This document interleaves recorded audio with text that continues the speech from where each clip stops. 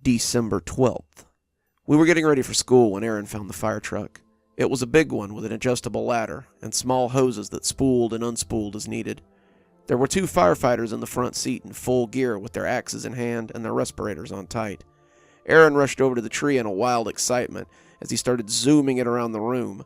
I saw something fall out of the back compartment then and flutter to the ground. I figured it was from my dad, Aaron's grandfather, who had been a strict disciplinarian turned soft old grandpa in his old age. I picked it up and opened it. There was a message inside, and it was short and a little cryptic. To remind you of the first time you strayed. S. The first time I'd what? That was clearly not meant for Aaron. The truck was, but not the note. What was my dad talking about? The first time I'd strayed from what? As I sat and watched Aaron zoom the truck around the living room, though, I suddenly remembered. The first time I'd strayed. The first time I'd been unfaithful. Reggie and I had only been dating a few weeks when Kevin moved into the apartment next door. He was something. 220 pounds, a solid muscled fireman, and he had only had one look at me in my short skirt and crop top before he'd been forced to look away. It took me a few weeks to muster up the nerve to bring some cookies over for him and his roommate, and they had had plenty of time to cool as I flipped the card over to see if there was anything on the back before I crumbled it up and put it in the garbage. My dad had always been a bit of a religious. I guess it came with the territory when you were a minister, but this was going too far. How did he even know? I'd only ever told one, well, maybe 2 people about Kevin, and he wouldn't have been able to talk to either one of them. Maybe I'd told Mom, I decided, and figured I'd just let it pass. We were living in their rental house after all, and I didn't want to mess anything up between us. I should have said something there and then, though. December 13th. We got home from school. Aaron found a play school tool belt complete with hammer, saw, and screwdriver. It hadn't been there when we left for school, so I figured it was another surprise from Dad. I set about making dinner as Aaron went around, pretending to fix this and that with his new tools. I didn't give it much thought until he brought me another small note that he'd found in the pocket of the work belt. "It must be yours, Mommy," he said in a childish treble. "I can't read." And then he went back to playing. Great, another sermon from my father. This one was short, too. To remind you of the handyman who was oh so handy. S. That would be Jim.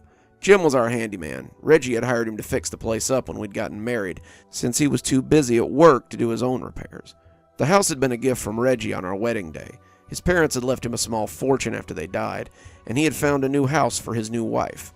He'd been working long hours back then, 12 and 16-hour days, but Jim had been more than happy to keep me company and keep me warm when Reggie was at work. I threw this one in the trash, too. My anger clouded my mind, or I might have suspected something even then. Who the hell did my dad think he was? Leaving gifts for Aaron and chastisement for me? I had probably told Mom about Jim, too. There was that time when Mom liked to live vicariously through me and my little dalliances, but I couldn't believe that she would tell my prudish father about all these indiscretions. I made a mental note to talk to him and went back to making dinner. I still hadn't grasped the depths of what was going on. December 14th. The police car came next. I was trying to coax Aaron out of his pajamas and into his school clothes. He was having a bad morning, and he'd slept poorly the night before because of the wind. To speed him along, I had suggested that maybe we could see if Grandpa had left another present under the tree today. He got dressed quickly after that, but he laughed and said it wasn't Grandpa leaving things under the tree. "It's Santa, Mommy," he said, as though I was slow not to get it. "Santa leaves toys under the tree."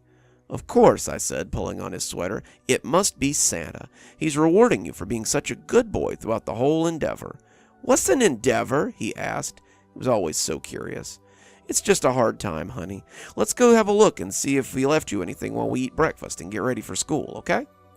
The police car was sitting right in plain sight. There was another note, of course, and this one was preachier than the last. To remind you of the policeman who gave you more than a ticket. S. My freaking mom had been running her mouth again. I didn't even remember this one's name, but he'd been so cute on his little motorcycle. He had gotten me for speeding, and I had been. But a flash of the girls and a promise to let him put his handcuffs on me had gotten me out of that little jam. We'd spent a hot hour or so in the back of his squad car, and off I'd gone about my day. When I'd caught pregnant a few months later, Reggie and I had been trying after all, but Aaron did have the cop's sandy hair. I called my parents' house, but no one answered. Dad must be out early, maybe shopping with my mom or something, and I decided to call them that night. I'd had enough of Dad and his high-handed notes and his little spoiling gifts. I had never had a good relationship with Dad. What we had now was grudging love on my end and a father trying his best to support his straying daughter kind of love on his. I would tolerate being in his debt, but I wouldn't tolerate his judgmental ways. I wish now I'd maybe tried a little harder. December 15th. When we got home from school that night, I found the football with a note taped to it. Was he worth it? Yes. Aaron loved football, of course, but I didn't love the memory it brought. Derek was young, still in high school, and I'd seen him and his friends playing football in the street. From the moment I'd seen him, I'd wanted him. He had long blonde hair, he was built like a professional linebacker, and when he smiled, you could see all the carefree love of life that exists in someone who hasn't had their dreams smushed back in their face yet. He was going to LSU, he told me, as he lay naked under the covers on my bed. He was going to LSU and he was going to be a football star. He'd get drafted by some pro team, and maybe he'd even take me with him. I was the best lay he'd ever had, after all, and being with him had made me feel 16 again. Not a 30-year-old mother who'd never quite lost all the baby weight and knew she wasn't as sexy as she had been once. Didn't Reggie tell me so? Not with his words, but with his actions, with his lack of affection, with his lack of attention. I had liked it. I had liked him. I didn't like this note. I tried to call Dad again, but their home phone went to machine. It was 8 o'clock at night, for God's sake. Where the hell were they? Didn't old people usually go to bed early? I'd call him in the morning, I told myself. I'd call him and put a stop to this. If he wanted to give Aaron toys, he could wait until Christmas like a normal person. This needed to stop. December 16th. That morning, I found the straw that broke the camel's back. There was a children's craftsman workbench in my living room, bristling with tools and little building projects, and Aaron ran to it like a kid on Christmas morning. He put on the hard hat and went to get his tool belt so he could get to work, but I was already searching for the note. Where was it, Dad? Where was today's sermon? I already thought I knew what it would say, but I needed to see it, needed to read it. I nearly tore it in half opening it when I found it in the tool bench's little cubby. You just couldn't help yourself, could you? You needed seconds. S. Jim had gotten in touch with me after Aaron was a year old. He said he thought about me often and wanted to see me again. Reggie was at home more now, liked to spend time with the baby, so I had gone to book clubs or got a gym membership so I could get out of the house for a while and feel less stir-crazy. These trips were always to a nearby hotel, so Jim and I could rekindle our relationship in private. After 3 sweet weeks, he told me that his wife wanted to try and work things out, and I never saw him again after that. I did tear the note in half after I'd read it. I called my parents' house in a blind rage. Dad picked up on the second ring, and he sounded like he'd been awake for hours. I could hear Mom puttering about the kitchen in the background, and before he spoke, he swallowed a bit of whatever he'd been eating. I could see Mom now as she cooked his breakfast and ironed his clothes, and he just sat at the table and wrote his sermons and got ready for another day of being retired. Good morning, sweetie. Is everything okay? Did the wind do any damage last? You know perfectly well that my house is fine, Dad. I want to know why you keep leaving these little notes and toys under my Christmas tree. I was angry. I was fuming. And I was expecting some high-handed religiosity about being sure your sins will find you out, or polluting the garden of your marriage with strange seeds. But I got none of that. What I got was confusion. Toys? Sweetheart, I haven't been over to your house in about a week. Not since we watched Aaron, so you could go to that office party. We went to see friends out of town. We left Monday night, remember? We only just got back last night. I saw that you'd called, but it was so late that I didn't bother calling you back. I shuddered, my blood running a little cold as he said it. Put Mom on, I breathed. Sweetheart, I don't Put Mom on the phone, I shouted. I must have startled him, because I heard the phone fall out of his hand and hit the linoleum with a hard thump. Someone picked it up, and I heard quiet chatter on the other end. My dad's concerned, gruff voice, and my mother's softer, more consoling tone in answer. She was always the peacemaker, always the Kissinger, always the one who soothed things over. Honey, what's wrong? Is Aaron okay? Did you guys really just get back from a trip? You really haven't been here all week? There was a heavy pause and then, yeah, we left to see friends. We told you that, dear. We told you we'd be gone for a few days. Is everything okay? You sound very... Have you told Dad anything about what we talked about? About my slips from the path a proper woman should take? That's what we always called them. We used the term in tones of deepest sarcasm, but we'd always called my sexual adventures by that name. I would call Mom up and tell her in a mournful voice that I'd slipped from the path that a proper woman should take, and she would tell my father that she needed to take this in the bedroom, and then ask for details as she got her thrills vicariously. "No," she said, and I could almost hear her look at Dad. "Never, dear. Did something happen? I hung up on her. Aaron and I stayed at home that day and didn't answer the door. I made a trip to Walmart after lunch and picked up a new lock for the door that I installed. If Dad really was playing games, something I was beginning to doubt, he would have to knock first before he played them." December 17th. The little suit came next. It was Saturday, and Aaron was up early to watch cartoons. I told him to make a bowl of cereal and not make a big mess on the floor. I didn't hear any squeals of joy from the living room, so I figured that there was no secret surprise today. I went back to sleep until about 9, and then got up, my own stomach beginning to rumble, to see what I could find to eat. I dropped the eggs on the floor when I looked into the living room and saw what was hanging by the fireplace. It was an expensive, coal-black suit for a child of 6. Aaron was less interested in it, but it didn't need a note to tell me what this one was for. I found one anyway. It was stuffed in the breast pocket, and as I unfolded it, I already knew what it was likely to say. "Nothing was sacred to you, not even my job. S." I had slept with Reggie's boss about 6 months after Jim had stopped calling. I couldn't tell you why I did it.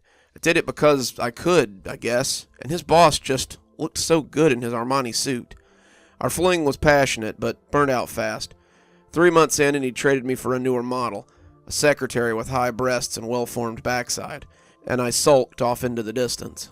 Tongues must have wagged about the office, though, because this was the first one Reggie had found out about. He hadn't accused me of it. He'd simply asked me why people were saying that I was screwing his boss. I'd admitted to it, and instead of raging or throwing me out, he had hugged me and said he was sorry for not giving me more attention. He said he wanted us to go to marriage counseling. He said he wanted to be a better man, the kind of man that I deserved. I made another trip to Walmart and bought a flip lock for the door. I also bought locks for the windows and a chain for the back door. I considered a selection of guns in the sporting goods section, but I decided against them. Aaron was young and curious, and if he'd gotten hurt with one, I don't know what I would have done. Dad came over while I was installing things and asked what was wrong. I told him I'd seen someone around the property and was just being careful. He asked if I wanted to borrow a gun, and I told him no. I didn't want one around Aaron, and I was sure that it was nothing. He shrugged and invited me over for dinner later if I wanted. Then he walked back to the house through the field as he always did. I had lied to Dad. I wasn't sure that it was nothing, and became less sure that it was nothing with every day that passed. The note read, "My job." Dad wouldn't have signed it like that. Only one person would have signed it like that, and that person was currently in a padded room somewhere, eating his meals through a tube and screaming himself to sleep. Reggie couldn't be out, and even if he couldn't find us. He couldn't. December 18th. The gift was a costume. Aaron liked costumes. All children like costumes, but this one was exceptionally telling. I was getting ready for church. A job made all the harder thanks to Dad and his Pentecostal ways, and when Aaron jumped out in the red devil costume, I thought I was going to drop dead of a heart attack. I had dressed him about an hour ago. You only had an hour before he tried to ruin his clothes out of sheer little boy curiosity, and when I came into the living room, I saw them thrown haphazardly over the couch. I'd been trying to put in an earring, and the sight of all those children's clothes scattered about made me so mad that I dropped the back. It rolled under the couch, of course, and as I bent down to get it, I yelled at Aaron to come put these clothes back on and hurry up or we'll be late. When I stood up, there he was, red devil costume and pitchfork held high, as he yelled, "Boo!" right in my face. I fell, tearing my dress and scuttling backwards on my butt as the apparition loomed up before me over the couch. He laughed then, fit to split, as my gran would have said, and pulled back the hood to reveal that it was just him.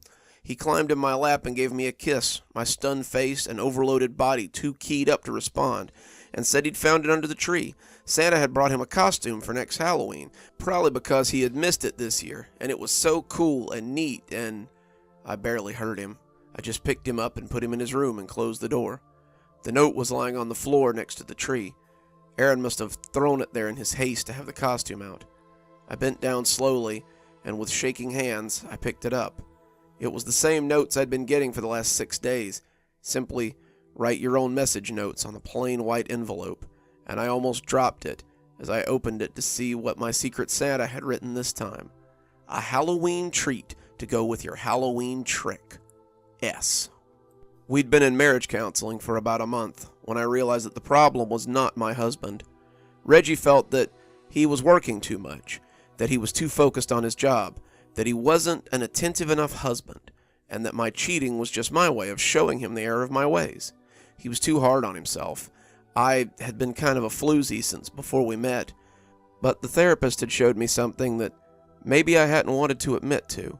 The problem wasn't Reggie. The problem was with me. Halloween night, and I was on candy duty.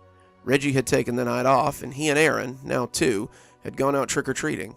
He had asked if I wanted to go. All of us had dressed as devils, which I just knew my dad would love when he got the pictures, but I had said no. I told them I was having cramps or some other woman problem, and made my excuses that I'd just slow them down. So off they went, Daddy Devil in his long red cloak and horns, and Baby Devil toddling along at his hand, and Mommy Succubus was free to prowl. Like the cop, I didn't even know his name, but he too was dressed like a devil, and when he sent his kids up the way to keep trick-or-treating, I let him feel a little of my hellfire right there in the entryway. He left with a treat, and so did I. You see, the problem wasn't Reggie. The problem was that now and then, I just liked a little strange. We didn't leave the house that day. The phone rang, but I didn't answer it. Dad came by to see where we were, but I didn't answer the door either. He yelled a little bit when his key wouldn't open the lock, but eventually he left, and I went back to staring off into space as Aaron watched movies on his old VHS TV. He wore the costume, even though I hated it, and before bed that night, I triple-checked the locks and even put a chair under the door. I needn't have bothered. It didn't do any good. December 19th. There was a remote-controlled speedboat and another note. So you remember your time on the water. S. I had met the man with the speedboat while we'd been at the lake house. He was tan and fit, and he'd been watching me sunbathe all day. When he invited me onto his boat, I asked, coyly, if he didn't think his wife would mind. He said he really didn't care, and I found that I didn't either. His boat hadn't been the only thing to go fast, though. We stayed home again, and I made another trip to Walmart. I changed the locks again and bought a camera system for outside. December 20th. We stayed home again after I found a doctor's outfit under the tree. Did you enjoy your weekly doctor's visit? S. Dr. Klein had been my gynecologist for years. His seduction was the easiest of all, and he knew his way around my body better than I did. He dropped me as a client afterwards, but at least he didn't tell anyone. I always thought that was decent of him, more decent than I deserved. I spent the day going over the camera footage. It was a night vision model, so I knew I'd be able to see anyone creeping up at night, but in the hours of spooling through the footage, I found absolutely no one. Not a deer, not a raccoon, not a prowler, not so much as an exceptionally large moth. Aaron was starting to notice that something was wrong, but I told him that Mommy was sick and I needed him to go play so that I could feel better. I found him asleep on the floor of his room, still in that awful devil costume, and trundled him to bed before taking up my vigil on the couch. I stayed up all night that night, sitting in the living room and drinking wine from the bottle. I must have dozed off after I finished the bottle, because when I woke up, December 21st, there was a briefcase under the tree with the initials RF on a gold plate. I looked at the clock on the mantelpiece and back at the briefcase. I had been asleep for no more than 30 minutes, and in that time, someone had come in and left this thing here. I got off the couch and crawled over to the briefcase on my hands and knees. My head was swimming and my heart was pounding, but I needed to see what was inside. I knew who RF was. Randall had been our family attorney and had even been my counsel during the trial, and I was afraid of what I would find inside the briefcase. The combination was put in already, Aaron's birthday, and when I clicked it open, I had to stifle a scream. Inside was a note and a gold signet ring that also had RF stamped on it. The ring was covered in dried blood. I'd counsel you to think about your many sins. S. Randall had been a family friend for years. We'd gone to the same school, the same church, and known many of the same people all our lives. I knew he had a crush on me. He had a crush on me since Sunday school, and I suspected I might need him in my corner at some point or another. When I'd invited him to my bed, you'd have thought Christmas had come early. He was an adequate lover, enthusiastic if not well equipped, and by that point, Reggie had begun to suspect that therapy wasn't working. He'd go right on suspecting it for another year or two, before he finally had his breakdown. I called Dad then. It was the middle of the night, and I expected to find him groggy and grumpy, but for some reason he was awake. He said that something had been nagging at him for a few days, and he'd gotten up to have a glass of water and read his Bible when I'd called. I called him over to the house right then and there and told him everything. I told him about my cheating. I told him about how my marriage had imploded. I told him about why Reggie had gone crazy. I told him about the gifts and the notes and everything that terrified me, and he took me in his arms and calmed me down. We reviewed the footage from my new cameras, and after a few hours, he too could find nothing. He left for a few hours, and when he came back, he had a sleeping bag and a .38 in a holster. Your mother's going to watch the house for a few days while I stay here. We'll catch whoever's sneaking into your house, hon. Never fear. I wish he'd been right. December 22nd. Dad woke me up at 4:30 a.m. and told me to come have a look at this. I'd been startled awake as he shook me, and I detached myself from Aaron and pulled on my house coat as I went into the living room. I'd brought Aaron into my room to sleep. It certainly made me feel better, if nothing else, and he'd wound himself around me in that way that children always seem to. I'd been dreaming of Reggie. Reggie also had his way of constricting me in the night as we cuddled, and in my dreams he turned into a big snake that was squeezing the life out of me. He'd struck at my face just as Dad had woken me up, and I'd probably startled Dad with the violent way I came awake. As I came into the living room, I could see Dad's sleeping bag beside the couch. It was rumpled and looked like he'd come out of it in a hurry.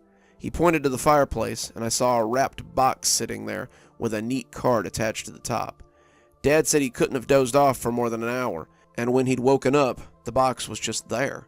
It was a big box, wrapped in holiday paper and topped with a bow.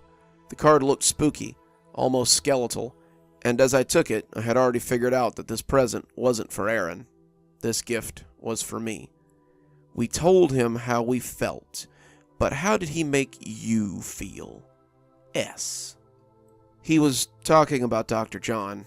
Dr. John had been our counselor for 3 years before I finally pulled him off his high horse. I'd had to tell him every one of my dirty little secrets, and I could tell that over the years he was getting more than interested. He was the one that listened. He was the one who was there, and what he lacked in the looks department, he made up for in experience. I opened the box and immediately dropped it with a throaty scream. It fell sideways, and a pair of arms fell onto the fireplace. They were starting to gray a little, but they were still recognizable. They had been hacked off at the elbows, and they were covered in coarse black hair that ran halfway up the hands. Dr. John had been possessed of very hairy arms, and even the backs of his fingers had little black hairs on them. They didn't have to be his arms. They could be the arms of any man. But I suddenly knew that they were his. I knew how the person knew who all my lovers were, too. John had probably been happy to tell him, if it might save his own life. He told Reggie that we were sleeping together, after all. I burned them outside in a burn barrel, and despite my dad's objections, I did not call the police. December 23rd. There was no package that morning. Dad was up and making coffee when I awoke, and he handed me a plate of eggs and said it had been a quiet night. He asked if I minded if he went home and got some sleep. I said I didn't care and promised to call him if anything happened. He left me the gun, telling me to keep it out of Aaron's hands, and left through the field back to his house. I wish I'd said more to him. I wish I'd told him I loved him, but it's too late for that now. Aaron and I had an almost normal day. We ate breakfast, watched TV, and even wrapped a few gifts for Mom and Dad, as I sat with Aaron and watched Rudolph the Red-Nosed Reindeer and Frosty the Snowman tell their tale for the 1000th time. There was no school to call out from.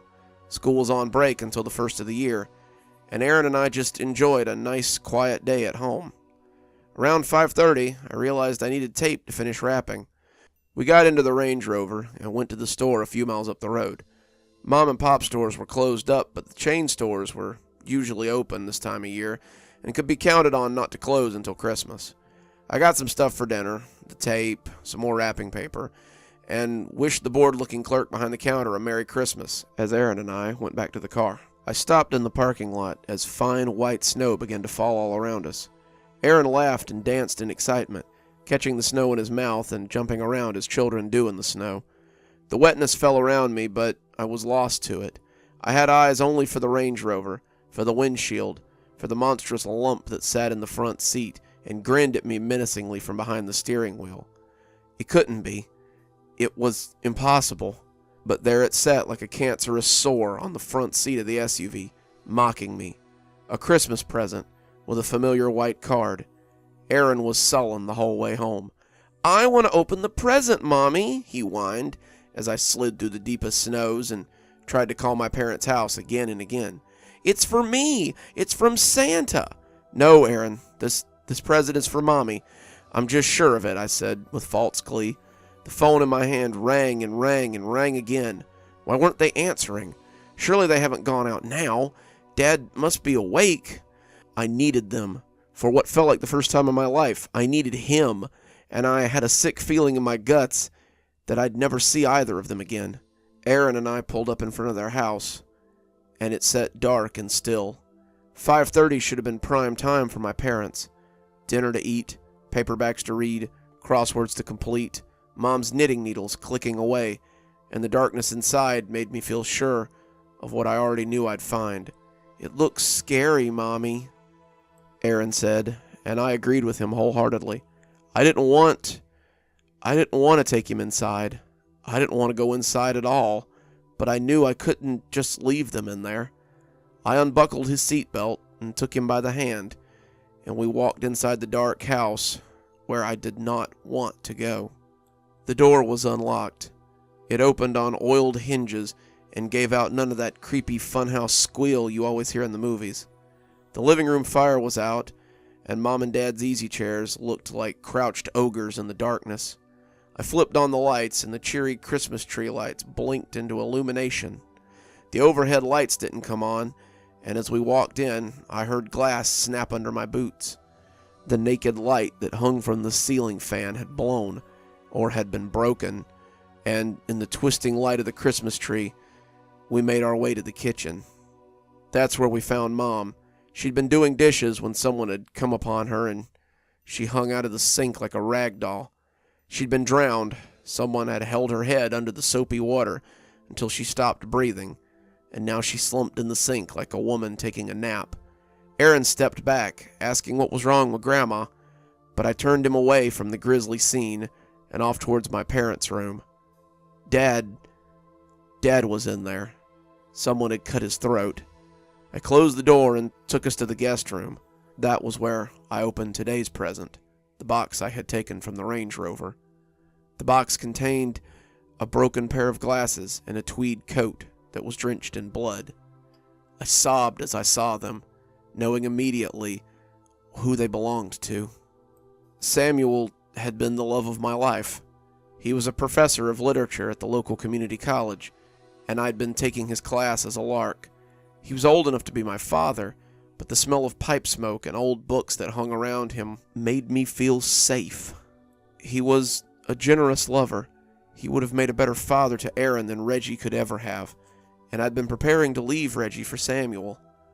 I never got the chance. Reggie had caught us in bed together. There had been no time to excuse or apologize. Reggie had shot him in the chest 6 times, and then he turned the gun on me. He dry-fired it another 6 times before realizing it was empty. Reggie had let the gun slip out of his fingers, tears streaming down his face, and simply sat down to wait for the police. He hadn't yelled, he hadn't cursed. He just went limp and waited. 2 months later, he was in a psychiatric facility, and I was moving into my parents' rental home. Now they were dead, and I was left with nothing. Aaron pulled on my arm, and I could tell that he was crying. Well, not nothing, I guess. December 24th. I had meant to leave that very night, but when I went out to the Range Rover, all 4 tires were slashed. Ditto on Dad's truck and Mom's van. I locked the doors and stayed awake all night, waiting for him. No presents appeared, no one came to bother us, and now it's midday on Christmas Eve, and I've finally done what I should have done a week ago. What I should have done when I got the box with the freaking arms in it. The dispatcher didn't seem to understand what I was saying at first, but he finally understood that I'm in the house with 2 bodies and a jacket that is likely murder evidence of some sort or another. I'm waiting in the guest room for them, running my hands over Aaron's duck fuzz of blonde hair. He's asleep, thank God, but I don't know how much longer he'll be able to sleep. The police will have a lot of questions, and I'm sure they will have many for him. I never received Reggie's 12th gift, and I don't think I want to. The wrapped box on the hood of my SUV has been there since morning, but the snow has covered it now, and it's little more than a lump of white. Reggie set out to give me a gift I'd never forget, and he certainly accomplished that. I'll never forget how terrible a human being I am, and how little I deserve the love of the boy that's now sleeping on my lap. Reggie managed to do what years of counseling never could accomplish, and for that, I guess I owe him some thanks. I'm all stranged out for the rest of my life, however long that might be, and if you're reading this, then I ask you to feel no pity for me. My 12 gifts have been well received, and the message was clear. I can see him in the front yard now, waiting for me to come out and get my gift so he can give Aaron his Christmas present. The gift of being free of me. It's Christmas time in the Appalachians, and the holidays are as big a deal here as they are anywhere. That being said, Grandpa's been keeping me pretty busy lately. On December 1st, as I lay sleeping off the leftovers of Thanksgiving turkey, which we'd been eating all week, Grandpa shook me awake and said it was time we got started. I tried to roll over, tried to tell him to let me sleep a bit longer. He just shook me again and told me to get up and help him get the things from the attic. When I asked what things we were getting, he looked shocked. Why, Christmas decorations. We have to make sure everything's ready for the season. Grandpa has always been a nut for Christmas time. I can remember visiting my grandparents during the holidays, smelling the aromas of the season as I walked through the door. Gingerbread, sugar cookies, Grandma's traditional fruitcake, which she usually gave as gifts and tasted better than anything from the store, and the cinnamon miasma of homemade cider. Grandma baked from November 22nd to January 5th, and our house always seemed to contain a pie or a cookie or some other confection she had whipped up for the season. And while Grandma baked, Grandpa decorated. As we set it all up, I realized the Herculean effort Grandpa must have gone into every year to make the house look as festive as possible. Garland was stretched on every eve, mistletoe hung in bushels, lights twinkled merrily, and the sounds of Christmas decorations, as well as the wooden decorations that Grandpa carved, were everywhere. Some of you have asked on that note what Grandpa does with himself to keep busy, and I'm here to tell you that he's one of the best woodworkers in the valley.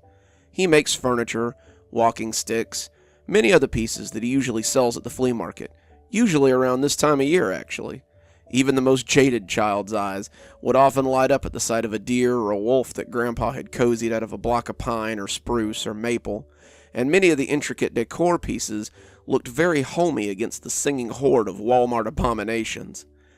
After a week of setting up plastic deer, hanging Christmas lights, and nailing garland around the house, I felt tired and a little Scroogey. I had already figured in my head that, come the 1st of January, I was going to have to take all this crap down and help him stow it again.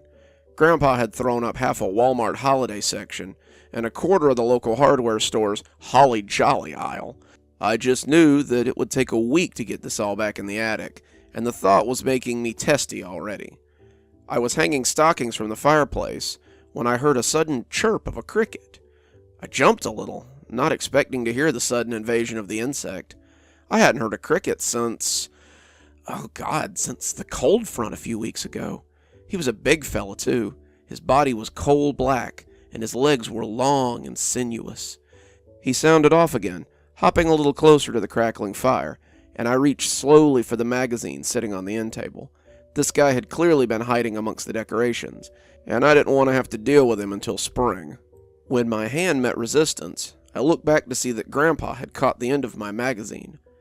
"Don't do it, boy. It could be the worst mistake of your life." I gave him a strange look, but relaxed my arm nonetheless. "Sounds like maybe you have some experience with this sort of thing," I said, moving over to help Grandpa with the tree as he prepared to spin another of his yarns. Grandpa put a hand down for the cricket, and it seemed to come to him as though it knew him. "It was the worst month of my life, that's for sure," he began, putting the cricket on his shoulder as he began his story with his usual flair. "'Twas the night after Thanksgiving, and all through our home no one was sleeping. A cricket did roam. The cricket had been waking us up every night for 2 weeks. No one knew where he'd come from. Snow would come early to the mountain that year, and there was never a time when there wasn't at least a few inches on the ground after Halloween. A blizzard was coming, and the old-timers were predicting feet of snow for Christmas. 2 of my cousins, John and Matthew, were staying with us for the foreseeable future. Their parents were up north and snowbound by a sudden blizzard. They had sent a letter with some money and asked us to look after them until they could get back. We were happy to oblige. Unlike Luke, they were good company. All of us were around the same age, 10 or close enough, and we spent our days in the yard building snowmen, having snowball fights, and sledding. It could have been one of the best Christmases of my life, were it not for the cricket and what it brought with it. The cricket was still alive for 2 very good reasons. The first was that, as everyone in the Appalachians knows, a cricket on your hearth, especially at Christmas time, is good luck. My grandma said so, and my mother and father, not typically superstitious, also said so. Despite its chirping keeping us awake, my parents refused to kill it. They always held firm to the idea that the cricket would bring good luck, but I suspect there was another side of that coin that they weren't telling us. The other reason was just as simple. We couldn't find him. We suspected that he was in the chimney, but he didn't seem too bothered by the heat from our fireplace. My parents assumed he was in a crevice in the stonework, and that's why his chirping was so loud. His chirping would come vibrating down the chimney stack and quaver across the house so all could suffer his noise. Then, one day, I suppose I had finally had enough. It was late, the middle of the night, and the cricket had been sounding off every hour. A single loud chirp that would scrape across my consciousness like a razor and bring me shuddering awake. After 7 or 8 days of this, I was getting rattled, and the lack of real sleep was starting to make us all a little cranky. No matter how many pillows you put over your head, or how hard you stuffed the cotton in your ears, or whatever you decided to do to block out the noise, the sound would shiver into your eardrums and bring you awake with jarring clarity. I had gotten up to get a drink of water when I finally saw the little bastard. I was walking to the kitchen when I heard him chirp. I turned to look at the crackling fire, and I saw his tiny form dancing in the backdrop. He was just sitting there, warming himself and chirping happily. I reached towards the counter as my hand closed around the fly swatter, knowing I was about to end his reign of terror. I could hear my grandmother's voice whispering that I shouldn't do it, but my sleep-deprived mind only wanted one thing. I wanted peace. I wanted quiet. And above all else, I wanted to sleep. The cricket looked up at me as though to ask if it could help me. His body crunched as I brought the swatter down on him, and for a moment I basked in the sudden quiet as I headed back to bed. But that silence wouldn't last long.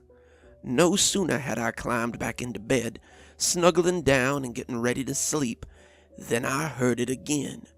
The merry chirp of a cricket. My eyes popped open. I looked around my room for the source of the noise. The room was empty, filled with the shadows cast by the moon as it played amongst my toys and clothes and other objects hanging around. The chirp had sounded close, though, like it was in the room with me. It had been annoying before, but now it was so loud I could barely stand it. I was getting ready to hunker down, thinking I was imagining things, when a small black shape jumped closer to the bed. It was framed in the moonlight, its antenna wiggling intently, and its shape was impossible to mistake. I covered my head with my pillow, burrowing under the quilts and blankets I had piled on my bed to keep warm. They did little to stop my shivering as I lay hunkered beneath them, unsure of what to do next. Was it following me? Was it a ghost? I had left the cricket as a smear on the stone in the living room. I didn't know what to make of this new cricket, but its presence definitely spooked me. When it sounded off beneath the covers, I jumped, scuttling backwards as I tried to get some distance between it and me. I could feel something on my face, its pinchy feet scuttling over my lips and cheek, and I slapped my hand to my face trying to swipe it away. It seemed to be one step ahead of my searching hands, though, and when I felt the legs touch my ear, I slapped at the side of my head hard enough to make my ears ring. Despite my ringing ears, though, I still felt the cricket slide into my head, and my horror made me shudder in silence. I felt the tears leak down my face as the sharp tweet of the cricket came from right inside my ear, sounding huge and deafening. I didn't sleep a wink that night. I was too busy hearing the cricket as he chirped inside my noggin. I woke up groggy and scared, unsure if I had been dreaming or if any of it had actually happened. I stuck my finger in my ear and rooted, not feeling anything. The chirping was gone, and by the light of day I could believe that it was all just a dream. I could hear people talking quietly in the living room, and I rolled out of bed, ready to start another day of fun. My cousins were up already when I staggered into the living room. They were sipping mugs of heavily doctored coffee and looking at the snow as it came down. As I stood watching the fresh powder fall, I winced when a sudden loud chirp blistered my eardrums. I was on the verge of hyperventilating, having come to terms with the fact that it had indeed been real. My eyes felt like they might bug out of my head, and I staggered back a step as I clutched my ear. "What's wrong with you?" John asked, looking at me strangely. Cricket," I gasped, putting a finger in my ear and shaking it. I felt nothing. Nothing came out, but I knew what I had heard. "I know, isn't it great?" Matthew said.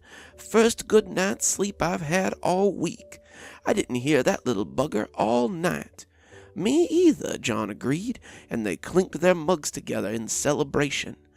I was glad they had slept well, but it appeared my troubles were just beginning. The snow came down, piling high enough to cover Daddy's truck, and Mama was afraid that we would be snowbound soon.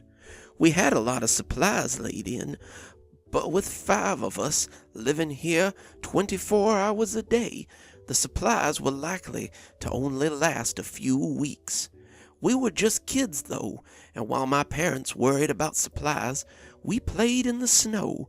I had hoped that the cold might deter the cricket, maybe even draw him out, but I never felt him stir all day.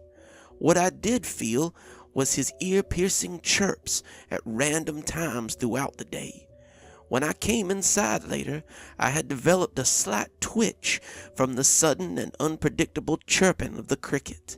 As the days persisted, my mother became concerned at the jumpy, twitchy way I was starting to act.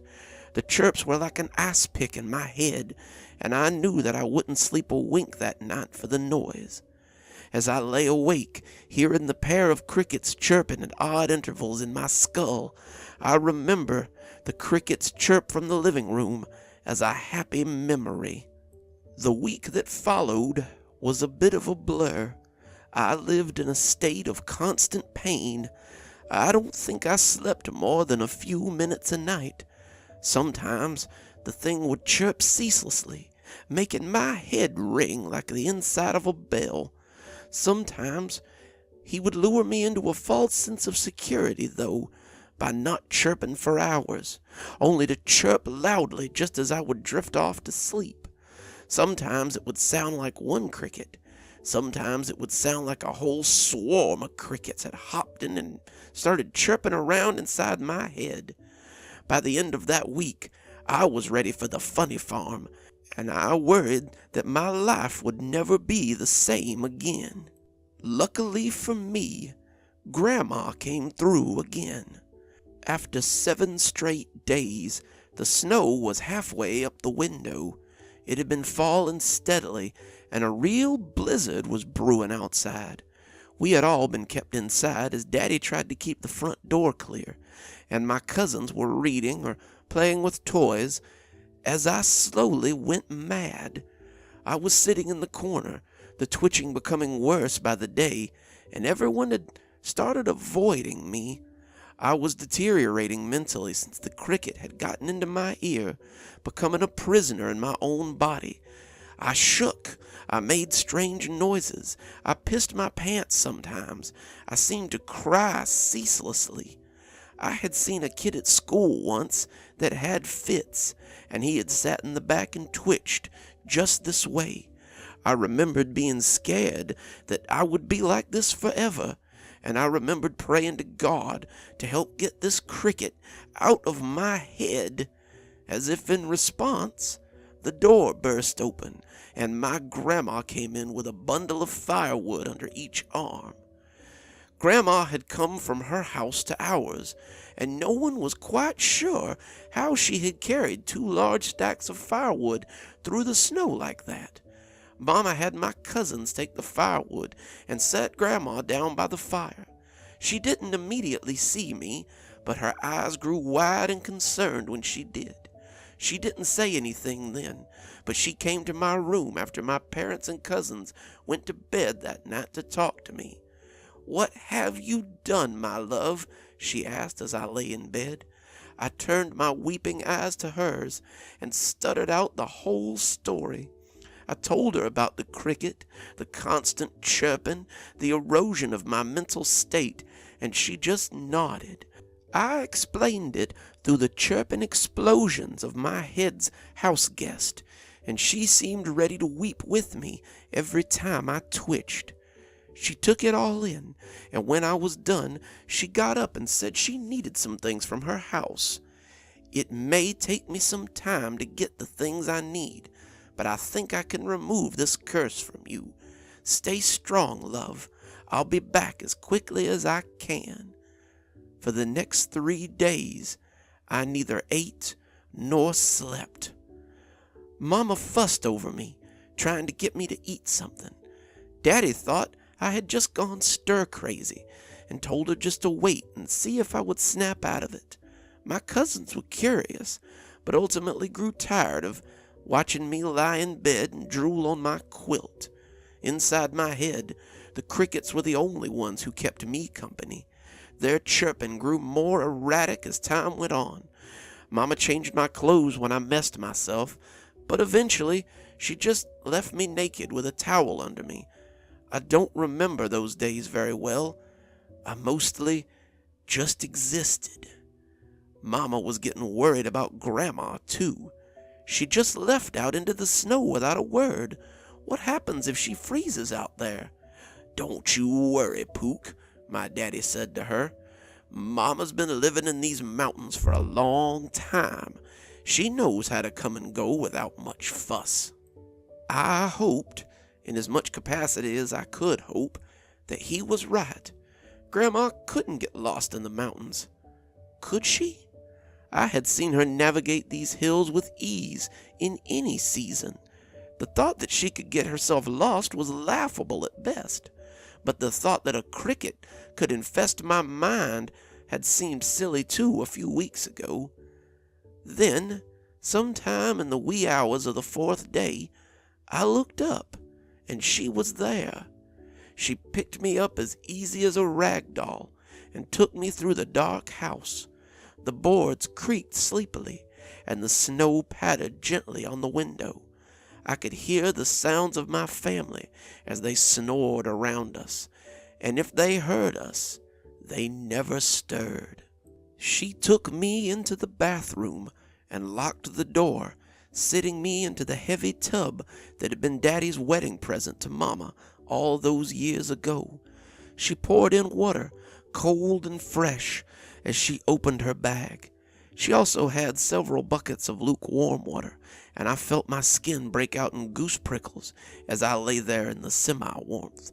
"Hold still now, and don't interrupt," she said, pouring a packet of dried something on me. She sprinkled me with dust, with herbs, with salves, and even something that stung my eyes and made my skin tingle. She chanted as she did it, and I could see the flicker of flames as she spoke in her grandmother's tongue, as she called it. She spoke something long and musical, something deep and winding, and as I felt a wiggle in my ear, I sucked in a ragged breath. It felt like someone was pulling steel wool out of my head, and I gritted my teeth as I waited for it to be over. Suddenly, I heard a loud plop as it fell into the tub. I turned my head to look, but Grandma hissed at me to be still. She likely knew what was coming next, but I was unprepared for the sudden torrent. My ears began to buzz, and my head felt like it might burst. I could hear the ringing of 1,000 different crickets, and I felt them pouring out and filling the tub. Their feet and antennae scraped at my ears. Their shrill cries made me want to scream, and as they fell into the water, I heard them tweet in pain as they drowned. My grandmother lifted me out suddenly, holding me close as the sounds of the dying insects grew louder and louder. When it finally stopped, we cried together, my ears mercifully quiet. I looked at him, the firelight twinkling in his eyes as he came back from that long-ago Christmas time. "So, your grandmother cured you?" I asked. "Well, sort of.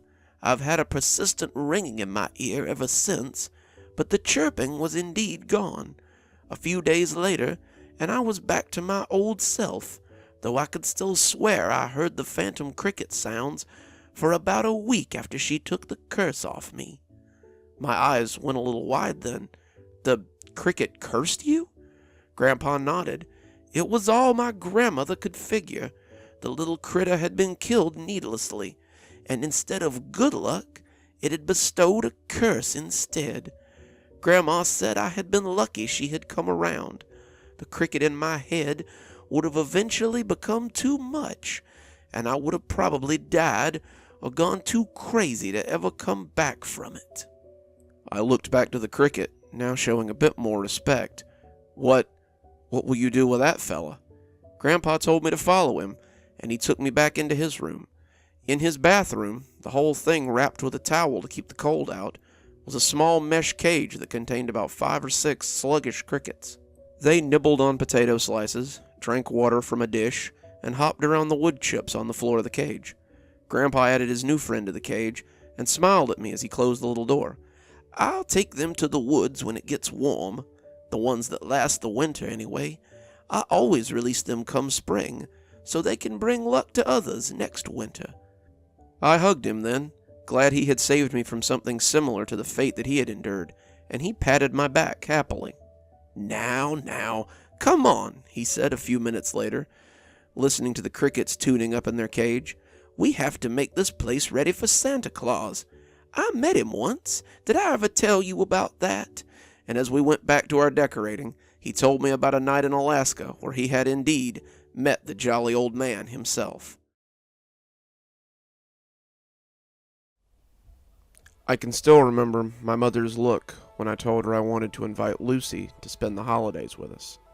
She furrowed her brow in that way that she often did when she thinks something is a bad idea. Are you sure you want to invite Lucy, dear?" "Of course I'm sure. Lucy's my best friend, Mom." She let the water run over her hands for a few seconds, washing the potatoes she'd been making for dinner. "I know she's your best friend, dear, but Lucy can be a little much sometimes. How long will she be staying?" This was an odd question for my mother. She was usually charitable, but I knew this was the time of the year that always made her nervous. It was the 29th of December. Christmas is now in the rearview mirror, and New Year's looming on the horizon. None of this mattered, though, because my family was 4 days into celebrating the 12 nights of Christmas. My family's Christian, but the sect we belong to believes in the significance of the 12th night. The 12th night was marked by the Feast of Epiphany, and we spent most of the day at service, singing songs and praising God. On the 12th night, we always held a large meal, and Mother always made the turtle to celebrate the occasion. That's also the night that Frau Perchta visits us, and that could be a tumultuous time all of its own. Not a lot of people celebrate the 12th night. Christmas is usually the highlight of the season, but it's a religious tradition that my mother and father brought from France when we moved here. It's been a part of my life for so long that it just seems normal to me. To my knowledge, Lucy's family was not religious at all, so Lucy was looking forward to seeing what other holidays were like. "Her family will be back on the 10th, just in time for the end of Christmas," I said, almost pleading for her not to reconsider. My mother looked at her potatoes as she worked. She knows that it's not all fun and games, right?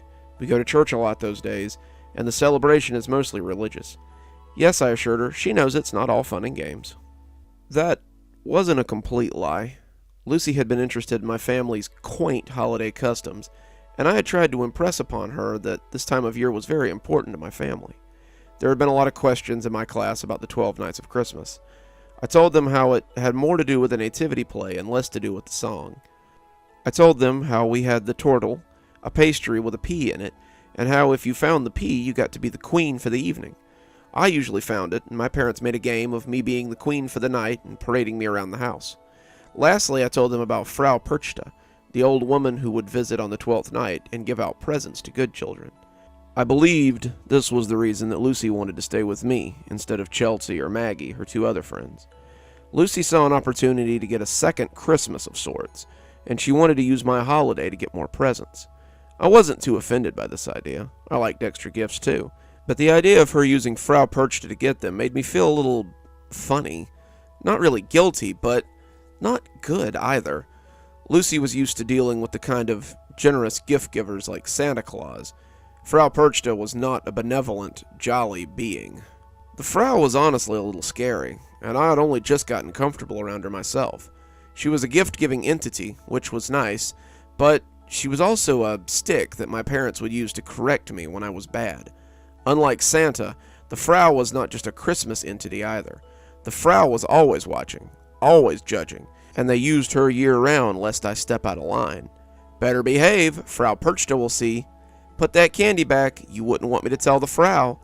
Better go to sleep before Frau Perchta knows you're being naughty." I had never incurred the wrath of the Frau. My mom had said she would switch me if I were naughty. Mom also told stories of a sister that had gone missing after being especially willful one year. She had never seen her again, and her own mother had always claimed that it was the Frau's doing. Frau Perchta was a coin with two faces, and one of those faces had teeth. Mom nodded stiffly. "Far be it from me to turn guests away during the holidays. Just make sure she's on her best behavior. You know how the Frau feels about willful children."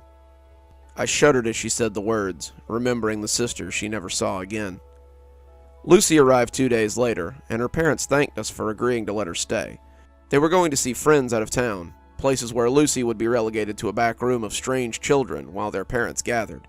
They offered my parents money for her food and board, but they waved it away. Lucy was our guest, and they were glad to have her. Her parents smiled at that, kissing their daughter goodbye as they were off to the airport to catch a flight. My parents had helped Lucy up to my room. Lucy had brought enough luggage for a month, and her luggage seemed to bulge with unnecessary clothes. I showed her the cot we had set up for her, and the spot in my closet I had emptied out for her clothes. She made appreciative noises right up until my parents left, and then she scoffed at the idea of sleeping on a saggy old cot. I saw her eyeballing my canopy bed before she made her intentions known. As a guest, it would only be generous for you to let me use your bed. But then where am I going to sleep? I asked, not quite understanding the trade-off. There was no way that we could share the bed. The mattress fell too short for me sometimes. I looked at the floor, but wrinkled my nose at the idea of sleeping there. I wasn't a messy child, but sleeping on the floor was still a great way to roll over on a Lego or a Barbie shoe. Well, why don't you sleep on the cot? It'll be like you're on holiday, she said, setting her bag on the foot of the bed and telling me about the Barbies she'd brought and the DVDs we could watch. I just sighed and took my princess blanket and pillow and sat up on the cot. This was going to be a long few weeks. My mother thought it was very sweet of me to let Lucy use the bed. I smiled and told her it was the right thing to do for a guest. The cot was lumpy, and I slept poorly on the sagging camp mattress. I thought mean things about Lucy every time I saw her snug in my bed, but I was careful to cut those kinds of thoughts off pretty quick. Such things might be willful, and I wasn't sure if Frau Perchta could read minds. I wasn't in a big hurry to find out, either. The first week went by pretty quickly. Lucy and I played with dolls, watched cartoons in our PJs, helped Mom around the house, and spent our nights giggling and telling secrets. Lucy was always polite and well-behaved around my parents, but she could be a bit of a brat in private.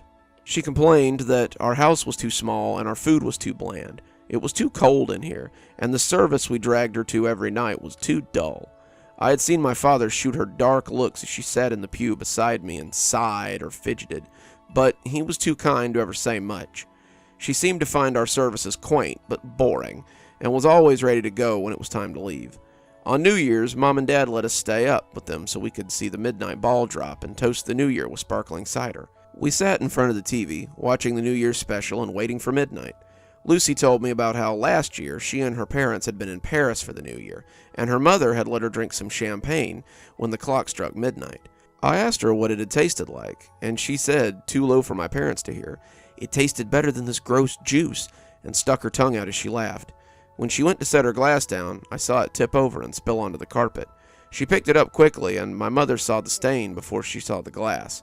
"Oh no, who spilled grape juice on the carpet?" she asked. Lucy pointed the finger at me. "It was an accident, ma'am. She didn't mean to." I started to become indignant, but Lucy gave me a pitiful look that communicated clearly that she did not want to get in trouble. I didn't say anything, and Mom made me get a towel to help clean it up. When they yelled, "Happy New Year," I looked up quickly, having missed the ball drop. I didn't whisper to Lucy that night. I think she knew I wasn't happy with her. The second week was the worst. Lucy began to complain about the daily trips to church, and even my father's good mood was starting to stretch thin. We had neighbors who agreed to watch her while we went to church. I was honestly a little glad for the time away from Lucy. Her outbursts and snarky attitude were funny at school, usually making teachers grind their teeth and other students laugh. At home, she just came off as a brat and kind of mean. After that, she mostly laid around in her pajamas and did whatever she wanted. Her complaints about our food being too bland or being the same thing every day were starting to wear on my mother as well. I could see her counting the days until Lucy's parents would come to get her, and I had started looking forward to her leaving as well. Mom became a little weird where Lucy was concerned. I heard her calling her parents a few times, telling them how Lucy was missing them, and asked when they were coming back. Lucy had made no such claims. She was clearly enjoying being our guest, and her parents coming back was the farthest thing from her mind. Despite Mom's best efforts, it appeared that Lucy would be with us through the weekend. Mom didn't seem happy about this, and I wondered if she was worried what the Frau would make of Lucy. I wasn't happy with Lucy, but I didn't want her to disappear. The day of the 12th night arrived, and the house was filled with the low excitement that always came around this time of year. Mom and Dad were cleaning wildly, Mom taking breaks to cook the meal for tonight. Lucy and I were relegated to my bedroom so the house could stay clean. Lucy complained about this, of course, and kept asking me questions about the feast. What kind of food would we have? When would the princess cake be served? Which is what she started calling the turtle. Would the Frau be here to give presents before or after the meal? Would we have to go to church to get the gifts? She went on and on and on until I finally told her I didn't know. I was tired of her being here, and I kind of wanted her to leave. Mom had the food ready before we left for service that night, and laid the turtle out under a bowl to cool. The sitter made her way over, giving Lucy a look that clearly said she regretted promising to watch her, and we left for church. The Christmas service was always beautiful. The choir sang hymns, and Mom made me a beautiful white dress for the service. The pastor read a sermon about the birth of Christ and his presentation to the temple. He talked about how on the day of the Epiphany, the 12th day, it was revealed that Jesus was the incarnation of God the Father, and how this was a momentous occasion for people so that they could have a personal relationship and not depend on the temple of priests. I listened intently, having heard the story before, but I always enjoyed the pastor's stories about the life of Christ. I was a little sad when it ended, knowing that I would have to go back to Lucy and her meanness. I closed my eyes before leaving and asked Jesus to help me. I asked him to take this burden away from me, which was something I had heard people say before. Maybe I should have been a little more careful with my prayers. Lucy was dressed in a similar white dress when we got home, a gift from my family to hers for the feast. The sitter left, waving and thanking my mother for the $10 she handed her, but going in a hurry without a backwards glance. Lucy complained about the dress almost at once, saying it didn't fit right and it was too baggy for her. She said the hem was too long and that she kept tripping over it. My mother mostly ignored her as I helped her get the food onto the table. Then we prayed over the meal and sat down to enjoy our feast. Mom had made the red wassail for the occasion. The warm apple cider tasted great after being out in the cold. There were mashed potatoes, ham, fruits and vegetables, both stewed and raw, pies, roast, and of course the turtle, which sat as the centerpiece. We all dug in, and it was the first time I had heard Lucy stop talking in days. She ate a little of everything, her eyes sliding again and again to the turtle, and who could blame her? The pastry glistened with sugar and looked delicious. When we'd all eaten as much as we could, Mom cut the turtle and served us all a piece. "Remember, if you find the pea, you get to be royalty for the evening," she reminded us. We all dug in, savoring the tasty tart, and I expected to find the pea with every bite. I think, even then, I believed that my parents let me have the pea every year, so I could be princess of the feast. As I saw my tart becoming smaller and smaller, I began to wonder if they had moved it this year. Lucy was eating as well, but I saw her hand slip into her pocket as she ate, clenching something. Suddenly she sat up, bringing her hand out of her pocket and proclaiming that she had found the pea. I could only gape as my parents congratulated her. Had she just cheated to become the princess of the feast? I didn't have long to gape, however, since as she turned to me, grinning, there was a light tap on our door. Mom stiffened, looking at Lucy and me saying, "Frau Perchta has arrived." She and Dad left the table, heading for the door, but I stopped Lucy as she started to get up. "You cheated! Why would you do that?" I was less mad than hurt, honestly. Lucy was our guest. We had treated her far better than she had treated us, and this was just needless. I would have let her share the title with me if I had won, but for her to cheat to win was just... My young mind didn't have a word to describe it then. I simply couldn't make sense of why she would do this. Duh! Your parents would have probably just given you the piece with the pea in it. While you were at church, I lifted the corner and saw it in the piece that your mom gave to you. So I took it and put it in my pocket for later. It wouldn't be fair for you to just win, so I cheated, just like your parents were going to. Now step aside, peasant. The princess is off to get her presents. And with that, she skipped off towards the living room.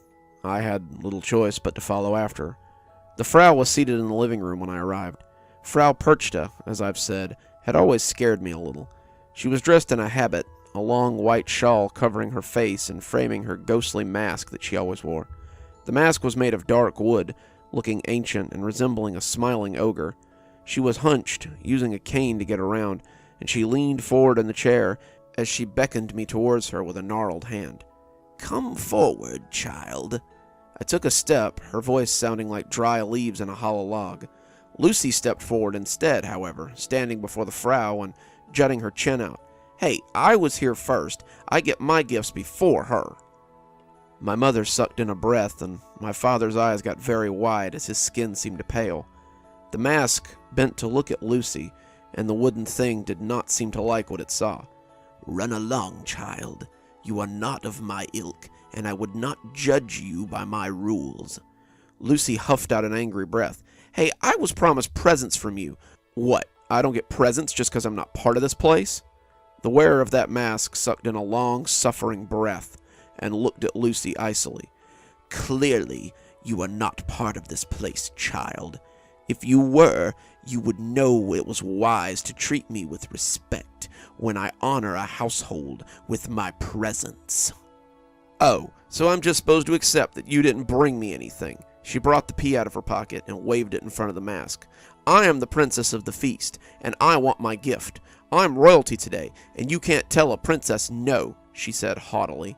Her bluster melted away when the old woman's hand whipped around her slender neck. "Even if you were the grandest princess in all the land, I answer to a higher power, and I will not be spoken to in such a way. You wish to have my gifts? Please prepare to receive them." She stood, stooped no longer, and carried Lucy's struggling body over to the coffee table. She shoved the magazines and knickknacks off of it and slammed the struggling girl onto the surface. I looked at my parents, but both of them were frozen in horror and surprise. I screamed for them to do something, and my voice seemed to galvanize them. My father looked at Mother, nudging her and whispering something to her that seemed to bring her out of her trance. She moved in front of me, blocking the scene from view and whispering soothing words to me as my friend gagged and screamed. Through the crook of my mother's arm, I could see the old woman take a knife from beneath her robes and lift it over the struggling girl. Her reddening face was terrifying, seeing the knife preparing to gut her as she struggled all the harder. The old woman's grip was like iron, though, and as she tried to line up her blade, she seemed to be having trouble through the mask. The tip hooked beneath the lip of that wooden mask and swung it up to sit on her head, and it was then that she seemed to notice me. She looked at my mother, her dry voice cracked out, bringing her back around to face her. "Do not shelter that girl. Let her see what befall those who will cross the white." Mom looked down at me, clearly not wanting me to see what was about to happen, but moved aside obediently. When I caught sight of the Frau's face, I put my hands to my mouth to stifle a scream. The ogre mask was an improvement compared to what lay beneath.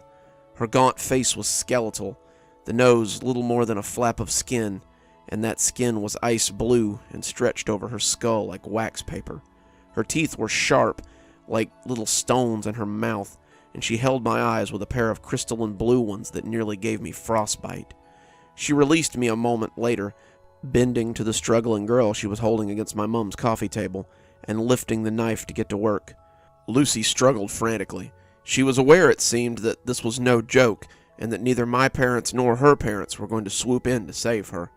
Lucy had found someone who would not give her a pass because she was young and pretty. She had found a creature to which these things did not matter.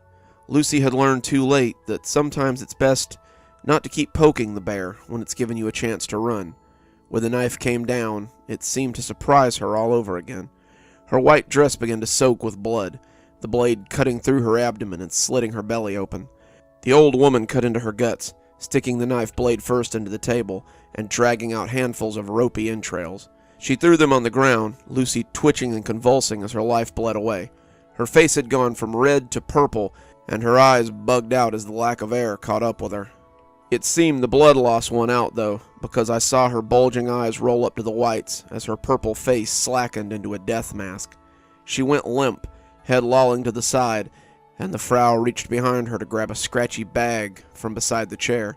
She upended the sack, spilling sticks and pine cones, old wrappers and vegetable peels into the opening before taking out a long bone needle and stitching Lucy closed.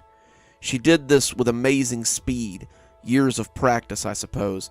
The Frau sewed up Lucy as her dead eyes stared at the creature's habit, the fabric unstained by blood or gore. When she finished, Frau Perchta sat in her chair once more and motioned me over. I didn't want to go. I had just seen the woman kill one of my best friends, but my mom pushed me towards her and gave me a nervous look that said all it needed to. I approached her chair on rubbery legs, trying not to look at Lucy's bloated form as I passed her. The Frau held out her hand, the blue fingers streaked with gore, and I heard the clink of coins. I held out my own shaky hand, not wanting her to touch me, and she let 4 large gold coins fall into my hand. They too were bloodied, my gift holding its own little warning as she offered it to me. "You are such a good child. Know that I am pleased by your charity and your pure heart. Fear not. I will take care of that one," she said, indicating Lucy. "But you will need to make the proper excuses," she said to my mother and father. They both nodded and shunted me up to bed, my numb fingers still gripping the coins. I don't know how I managed to sleep after all that, but as the adrenaline wore off, I found my eyes growing heavy, and it was morning before I knew it. I expected to find Lucy in my room, fast asleep in her blankets, but she and her things were all gone. Her bags had been taken away, her bedding and her clothes were missing, and when I went downstairs, the living room was spotless. My parents were in the kitchen, their garb from the night before nowhere to be seen. My mother was on the phone with the police, filing a missing persons report. Her voice held nothing but honest emotion, and that's likely why nothing was ever said about the incident, other than regret. "She left in the night, officer. We woke up to find her things gone and the front door open." "Well, she had been feeling homesick, but we didn't think she'd actually run away. We've searched for her since dawn, since my husband noticed she was missing." "No, not a sign of her." "Yes, I called her mother to let her know, and they're on their way back now." Yes, please, officer. If you find anything, let us know. Thank you so much." She hung up the phone and sat with my father at the table, both of them looking at me. "Sweetie, we need to talk about what happened last night." They told me everything. She told me an old story about how Frau Perchta would reward good children and punish those who were willful. Mom told me that she had seen her sister punished in just that same way, the same way Lucy had been. The body and the mess gone before morning, but not forgotten, and certainly not gone forever. They found her body a few months later, buried in a snowdrift. It was one of the reasons that I left the community when I was old enough. The police might not know what happened to her, but I did, and the community certainly did. When the coroner found sticks and rocks sewn into her, the community knew that my mother had raised one of the willful ones. I had hoped that by leaving, I would be able to free myself of the traditions of my people, but when the Frau arrived at my door on my first feast away from home, I knew that there would be no escaping her. She looked at me, her eyes full of pity and resolve. "You will have to do the same. This is your life now. It won't end just because you leave it. The Frau is our burden, the gift given by my family generations ago, and she cannot be escaped. When you have children of your own, you must remember this night and raise them to respect the white. You know the consequences of failure now. If the police ask you what happened to Lucy, just tell them the truth. Tell them you haven't seen her since last night, and leave it at that." And so I did. So I have been doing for years now. I'm a married woman with children of my own now, and I have raised them to both revere and fear the yearly visits of Frau Perchta. My children are good kids, but I will never make the same mistake my mother made on that day when I was young. I will never allow outsiders to stay at my house for the holiday. I will never let my children know the dark secret that I keep inside. Okay, so this is really weird, and I don't know what to do about it. I don't even know if anyone will ever read this, but it's all I can do to keep my mind intact. I've been wandering the streets for weeks, unable to re-enter my home. I've never been what you'd call a motivated person. I was a solid C student in high school, college dropout, and I work at Kinko's full-time to pay my shoddy one-bedroom apartment rent and my meager food bills. I was never hurting, not really. I just didn't really have much of a direction, I suppose. My parents bemoaned the way I live constantly. They tell me I had such potential when I was a kid. I had good grades, my writing was so talented, I had so many opportunities. I excelled at baseball and track. I've probably still got some spelling bee trophies I won throughout elementary school somewhere around here. The world was my oyster, and it seemed like middle school would be a continuation of my excellence. Then, I discovered World of Warcraft.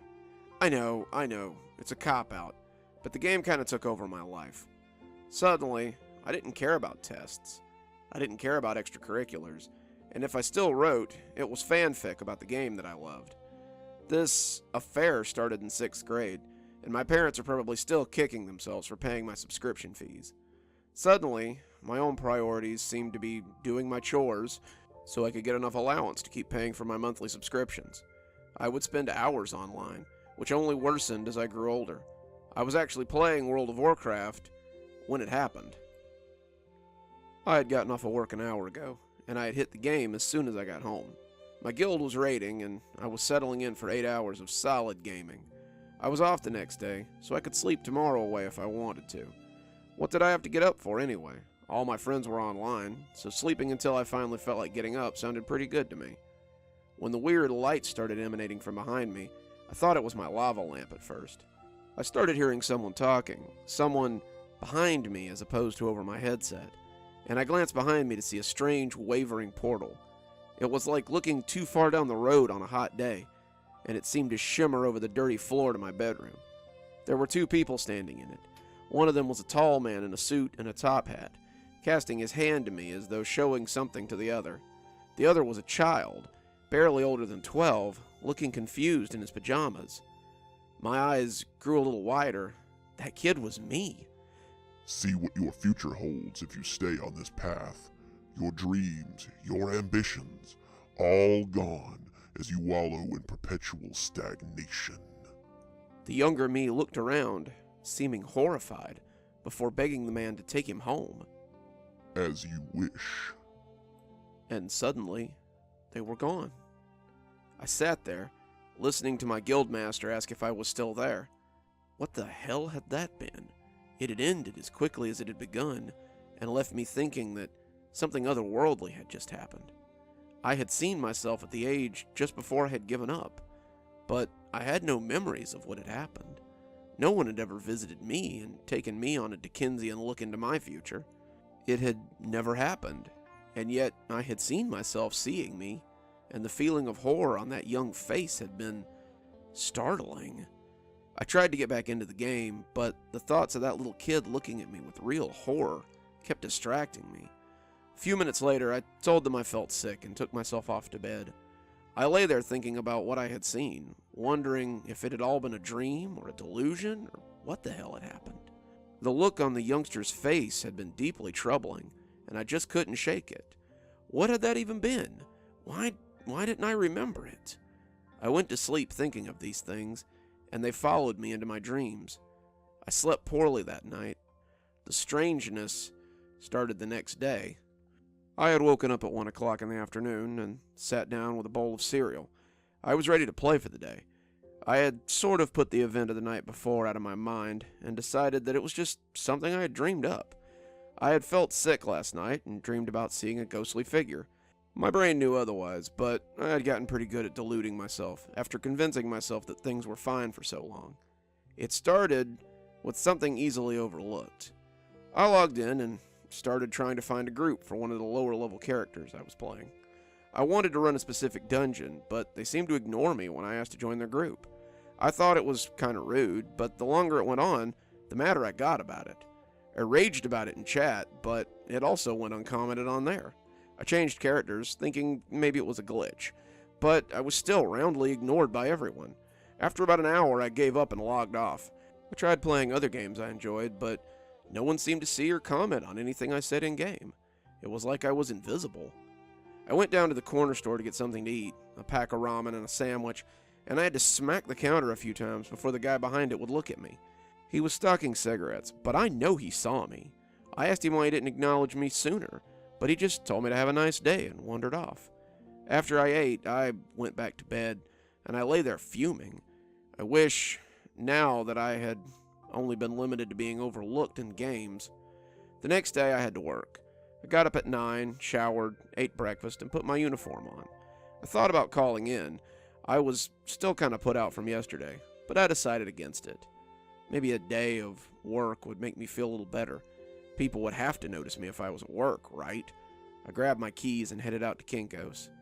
It started to become more noticeable when I got to work. At first, a coworker wouldn't say hi to me. Then it was time to clock in, but the time clock refused to let me clock in with my thumbprint. I went to Mary, my boss, but she just ignored me. I shouted and pushed things off her desk, and only that seemed to really draw her attention. She asked what the hell I was doing, and when I told her I couldn't clock in, she asked who I was. I looked at her, unbelieving. I've worked at this Kinko's for 7 years. Mary's the one who hired me. I told her my name after she started getting rude about it, and she typed it in and just shook her head. Sorry, looks like you don't work at this location. Are you supposed to start at the Francis Park store today or something? I cut her off, though. I told her that I had worked here for 7 years.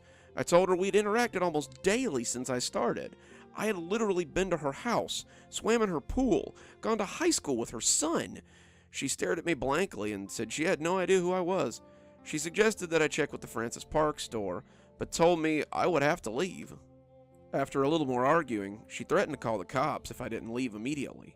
Thinking back on it, she wasn't even really angry when she threatened to call the police. She spoke to me in that way you might boredly tell someone that it's time they left. She never looked up from her work, simply wanting the momentary nuisance of me to go away. When I left, she never even acknowledged it. I went home in a rage, not understanding what was going on, but my mind kept returning to that kid and the man in the top hat. Maybe it was the time of the year, but the whole thing made me feel very Scrooge-like. Had not Ebenezer Scrooge been shown his future by a ghost? Perhaps I was the future yet to come. I shook my head, trying to get it out of my brain. The whole thing was just too weird, too Dickensian. The mood wasn't helped by the reception I received online. People ignored me again, the very thing I had already been mad about. And even worse, some of them asked where I was. They claimed they hadn't seen me in a few days and were starting to get worried. Others claimed they thought they had seen me online yesterday, but they couldn't be sure. I told them I was here, asked what sort of game they thought they were playing, but they didn't respond. I finally logged out and went to get some takeout. If I couldn't drown my sorrows in online games, I would drown them in cheap Chinese food. When I reached for the door, though, there was a moment of vertigo as my hand slipped through the knob. I pulled it away like a kid who's touched a hot stove, but when I reached again, my hand gripped it this time, and I turned it normally. I looked at it for a few seconds, knowing what I had seen, but not quite believing it. I closed the door behind myself, wondering vacantly if I'd be able to get back in again. As I walked down the road, the garish lights of Christmas twinkled about me. It suddenly hit me that it was December 21st, and I hadn't bought a single thing for my parents. I hadn't gotten them anything the year before that either, but it was weird that they hadn't called to ask if I'd be around for Christmas. As I walked down the sidewalk, people avoided me easily, none of them so much as grunting at me, or excusing themselves, or telling me to get the hell out of the way. It was the holidays, but people usually told you to fuck yourself when you got in their way in my town. I was beginning to feel unwanted, if not a little unseen, as I slumped my shoulders and continued on. The trip was ultimately fruitless anyway. I stood in line at the restaurant, but the guy behind me stepped up to order instead as I approached the counter. The guy at the register took no notice of me, and instead began to take his order. I shouted at them, banging on the counter, but they just ignored me. What the hell was going on? I shouted at the others in line, but no one so much as looked at me. Finally, I just turned to leave, reaching out to catch the door as it swung shut. The bar passed right through my hands, and I slid through the glass front as I stumbled out onto the street. I ran then, my frantic running attracting no attention. I wish it had been that easy to pass back into my apartment, but I never found it. I ran to my apartment complex, but my apartment was gone. The space was empty, a blank wall that had never had a door on it, but had indeed had a door on it barely an hour ago. No matter how much I slammed my hands against the wall, it refused to return to reality. After an hour of just leaning there, hoping for something, I turned and left. I've been on the streets ever since. I don't even know how long I've been here, but I see the lights and know that it's that time of year again. I walk the streets alone. No one notices me. No one speaks to me. It's as if I don't even exist. I've been living in the library that I used to go to when I was a kid, reading books and trying to muster the strength to write this. You see, it's like that scene out of the movie Ghost. If I concentrate very, very hard, I can turn a page or strike a key on the computer. It gets easier the more I practice, but it takes a toll sometimes. I've been typing my story for quite some time now, hiding it on the librarian's computer so she won't delete it. It's almost ready to post now, and I'm hoping that unlike my past friends, someone can see my final message. I've wondered long and hard, you see, about what happened to the characters in A Christmas Carol after Scrooge had his change of heart.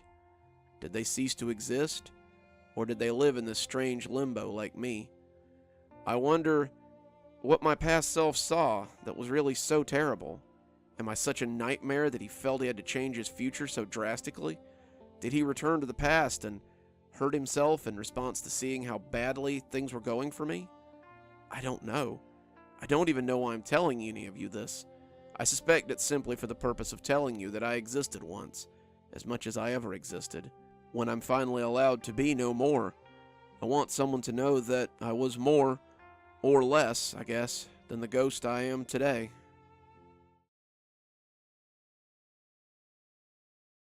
When you read this story, you may think that my punishment was fitting. When you read this story, you may believe that I got exactly what I deserve.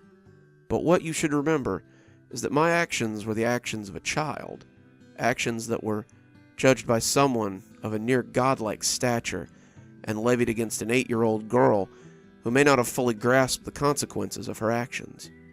I believe I should have been punished. I even believe I should have been punished harshly, but I do not believe I should have been made to suffer for 30 years of my life over the actions of an 8-year-old girl. It sits even now on my mantelpiece, glaring at me like some disquieting idol, and even as I sit in my cold apartment, I can feel its hate. I'm rambling. Let me start at the beginning. When I was 7 years old, I had the worst year of my life. My mother died on Christmas Day after a long battle with cancer. My father was always at work, always busy. Never had time for me, which meant my mother and I had always been close. When she'd gotten sick, I had immediately spent every waking moment I could at her side in the hospital. Dad was busy, too busy for his dying wife or his hurting daughter, and it was up to me to watch her slip away over the course of 9 months. I was there in her room when she died, pushed up against the wall as the doctors and nurses tried their best to revive her. By the time my father got there, I had been sitting and crying by my mother's deathbed for 2 hours. Mom had been my sole guardian, my staunch caretaker, and her absence had left me numb and spiteful. I was mad at many things in my life, but above all else, I was mad at Santa Claus. As children, we believed Santa to be some kind of all-powerful totem of the holidays. If you write a letter to Santa, he will bring you your heart's desire. He will make any wish a reality. As adults, we know better, but as children, we believe that Santa is the genie from Aladdin mixed with Jesus Christ himself, and his powers around the holidays are unwavering and unarguable. In my 7-year-old mind, if I had asked him to save my mother and he hadn't, then it was because he didn't want to. This turned me into a mean and spiteful 8-year-old. My father brought a new woman home, one of his secretaries from the office named Cindy. She was sleeping in my mother's bed, moving her things around, and replacing my mother in almost every way. Looking back through the lens of time, Cindy was a very nice lady, and if I'd given her a chance, she would have probably made a very good mother for me.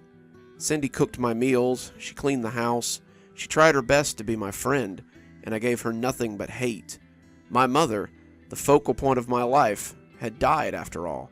To have this woman in her house, sleeping in her bed, even wearing her clothes, was an affront.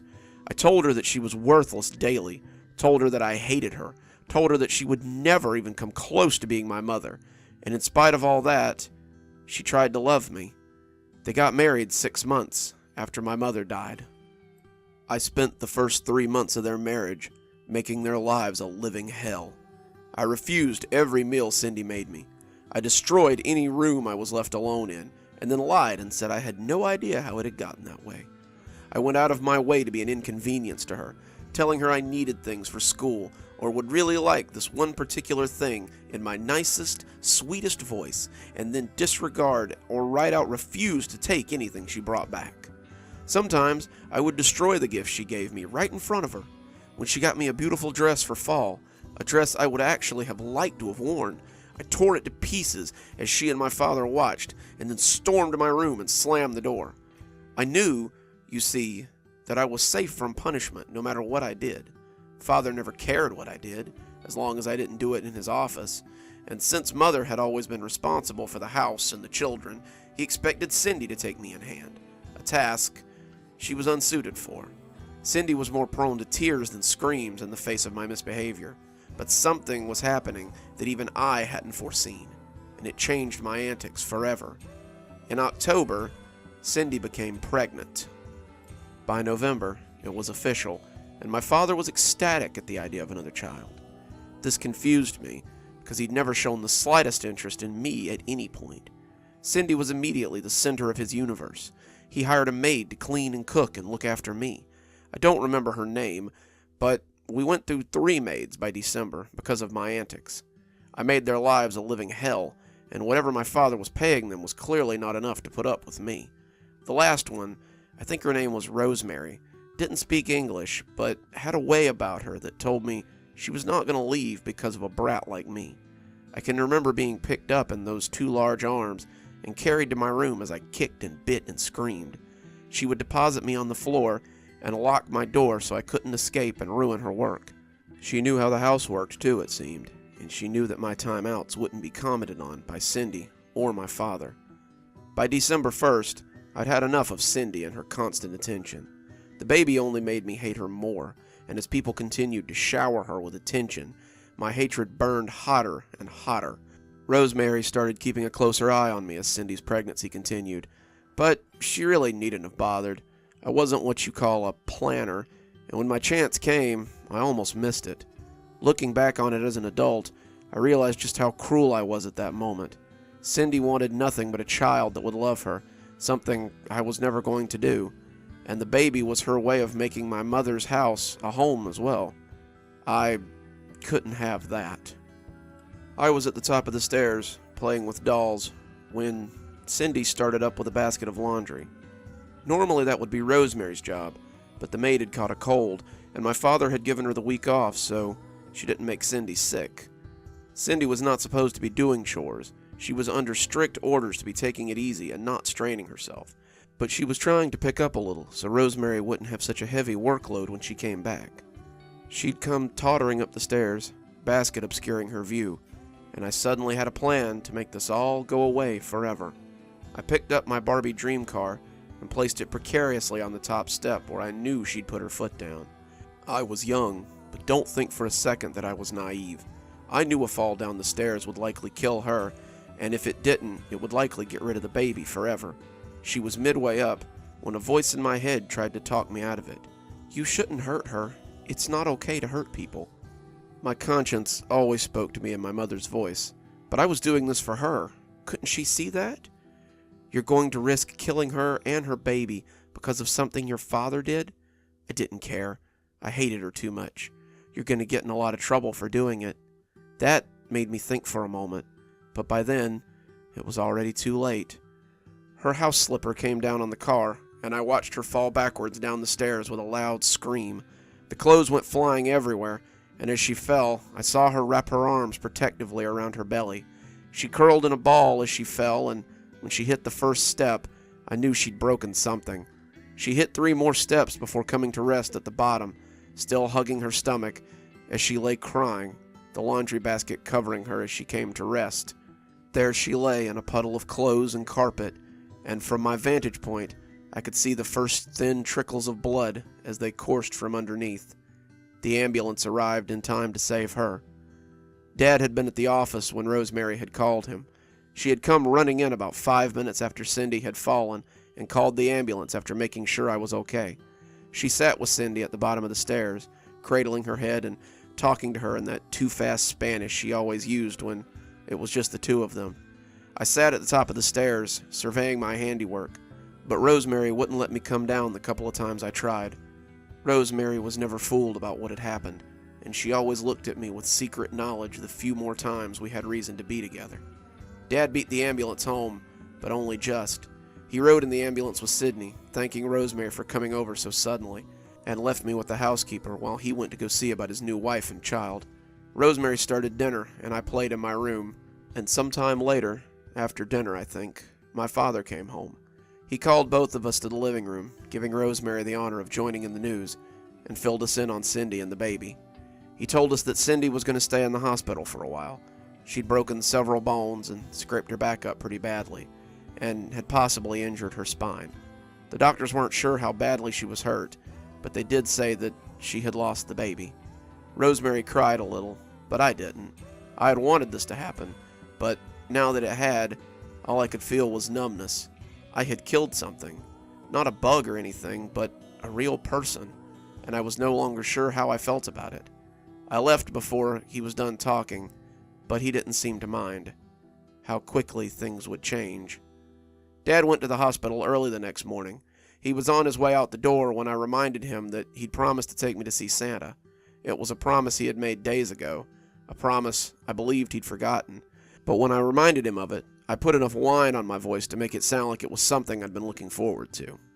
I knew there was no Santa, of course, back when I thought I knew so much, but I knew that the mall would be crowded, and it would force him to spend time with me. At the end of the day, I guess all I wanted was my father to show me that he cared. He asked Rosemary to take me instead, and he went off to see Cindy in the hospital. We rode to the mall in the town car, as a palpable silence hung between us. "What are you going to ask St. Nicholas for?" she asked conversationally. "There is no Santa Claus, silly. I'm too old to believe in such things." She was quiet for a few seconds, before, almost whispering, "You are very wrong." "What?" I asked, shocked out of my pouty huff. No adult had ever contradicted me, not even my mother, and to be contradicted by the help was just unthinkable. "I said you are very wrong. Just because you do not believe in something doesn't mean it isn't so. It matters not whether you believe in a thing or not, only whether or not it believes in you." She spoke matter-of-factly in her thick Spanish accent. I turned away, ignoring her and pretending she didn't exist. I was a spoiled brat, a naughty child that needed a lesson in how the world worked. I didn't know it then, but this lesson would begin sooner rather than later. This lesson would be the only lesson worth learning. We waited in line for an hour and a half. Rosemary had walked me to the middle of the crowded mall, shoppers moving to and fro and families laughing as they moved from shop to shop, all while Christmas music played in the background. Santa's stage had been set up in front of the big fountain in the middle of the mall, and it looked just as goofy and phony as it always did. There was a long snake of children that trailed away from it, curving around like a magic circle. Rosemary sat on a nearby bench and told me to stand in line. "I'm much too old to see him, but if you would receive his judgment, then you must wait." I fidgeted nervously as I waited, throngs of happy families crowding around me, and sighed as the line moved slower and slower. Why was I waiting in this line? I didn't believe in Santa Claus. If Santa was real, he'd have saved my mother. Even if I had still believed, this was just going to be some half-drunk fat guy they'd stuffed into a suit who smelled like kid's pee and barely talked. It was ridiculous to stand here and wait for my turn to sit on this old faker's lap. But despite that, I couldn't force myself to leave. Rosemary's words had somehow moved me, and it felt more like I was waiting for a confession than my turn on Santa's knee. When I finally neared the front of the line, I could see that my assumption had been wrong. This year's Santa was not a fat man with a cloth beard or some homeless man with a tangled mess of hair. He was dressed all in red, and his suit looked homemade as opposed to store-bought. His beard was a fluffy white bulge of soft-looking hair, and on his round little nose sat a pair of tiny spectacles.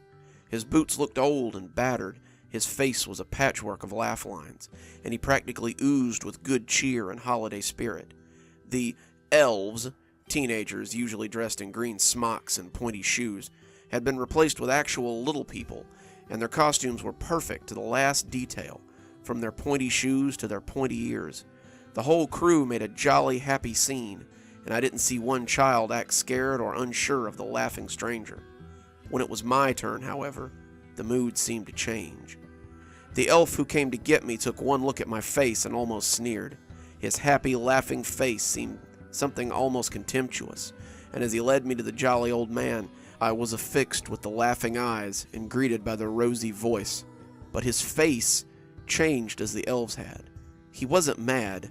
I saw no anger on his face, but he became almost mournful, disappointed. He allowed me into his lap, and I was surrounded by the smells of old cinders, gingerbread, the woodsy animal smell of reindeer, and freshly fallen snow, but his eyes were still that of a disappointed parent. It was as though he were ashamed to see me in my current state. "Hello, Abigail." How do you know my name?" I said, startled for a moment. He smiled that slightly troubled smile and answered, "Because I'm Santa Claus. It's my job to know all the children." "Of course," I said, sighing a little. If this guy wanted to play his part, then I'd play along, I guess. Well then, you probably know what I want for Christmas already. I do, but I know you're only getting one thing this year. I laughed. I couldn't help it. He was just so full of crap.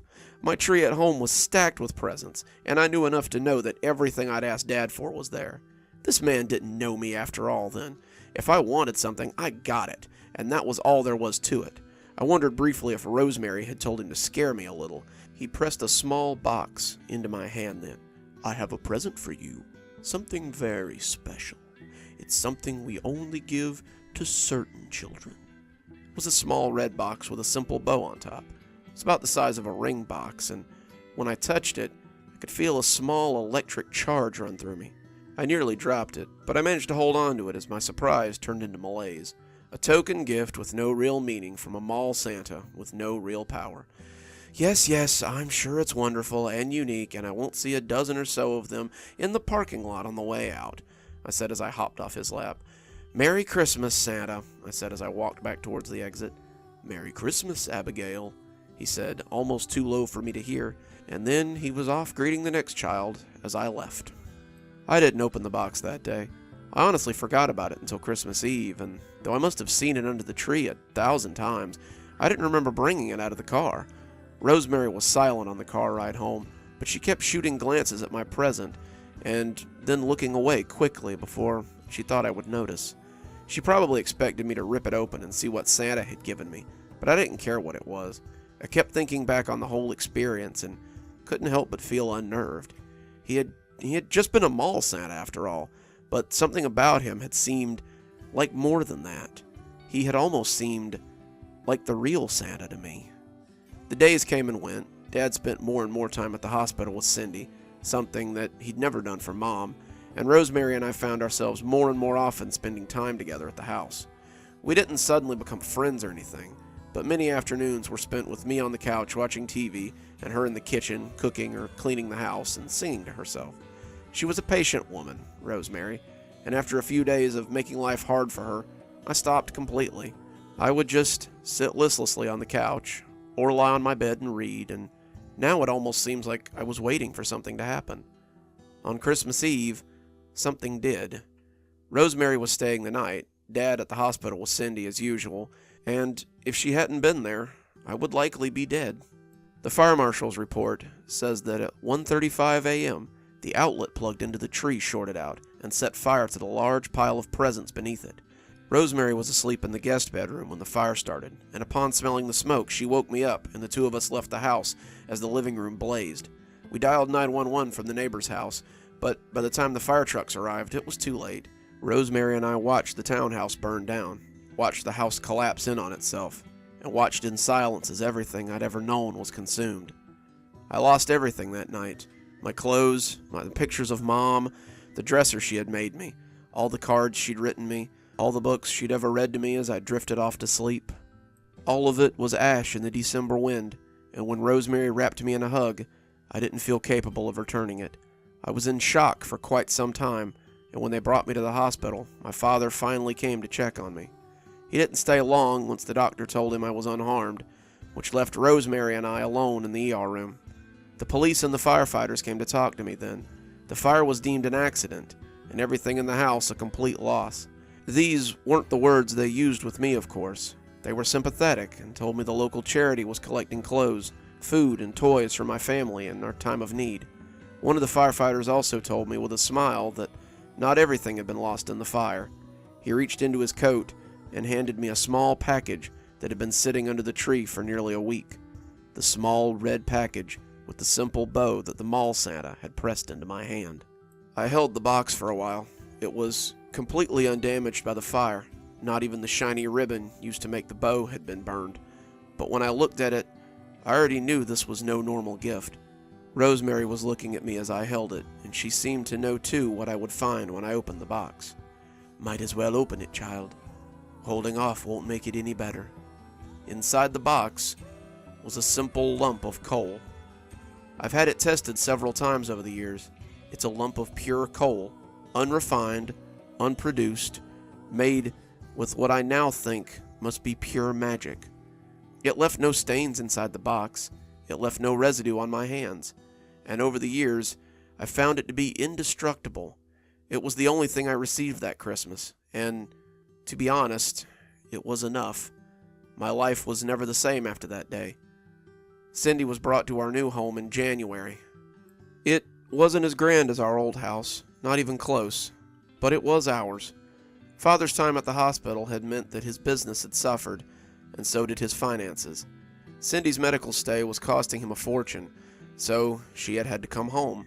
My medical expenses were costing him quite a lot, and I hadn't stayed long in the hospital either. Rosemary still cooked and cleaned, but Father seemed always on the verge of firing her. He didn't want to. He felt she had changed his daughter somehow, but we simply didn't have the money to pay her. Cindy needed Rosemary, however.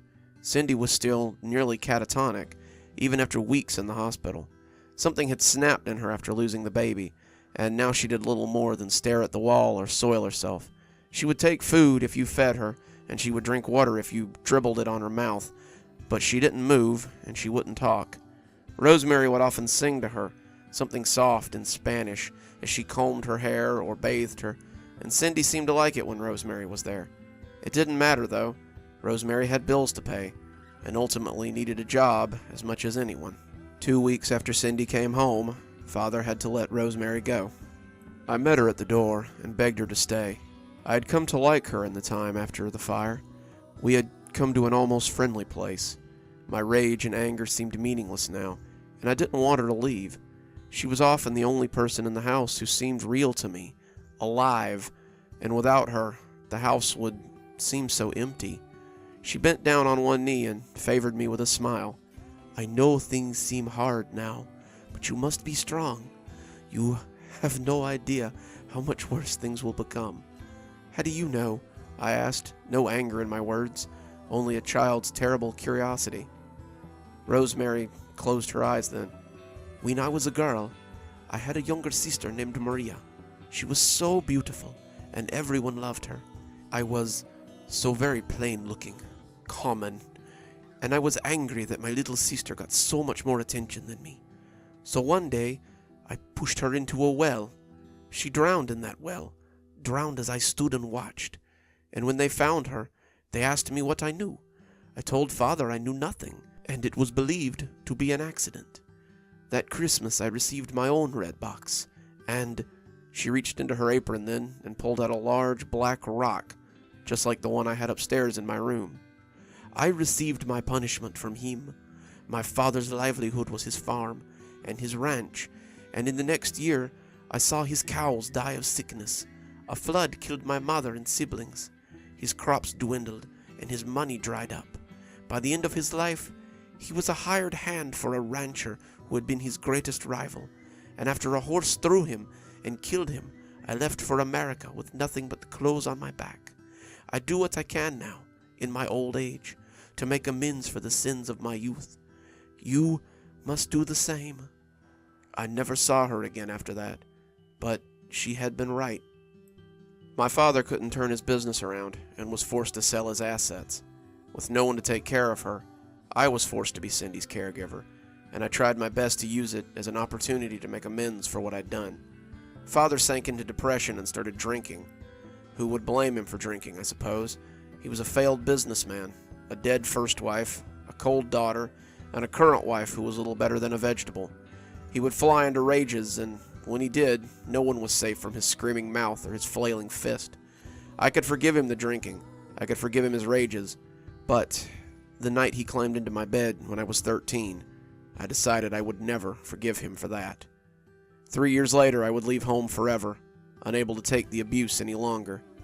The coal, however, followed me. No matter where I went, no matter what I did, it would always be waiting for me, a reminder of my sins. It's been 20 years now since that Christmas.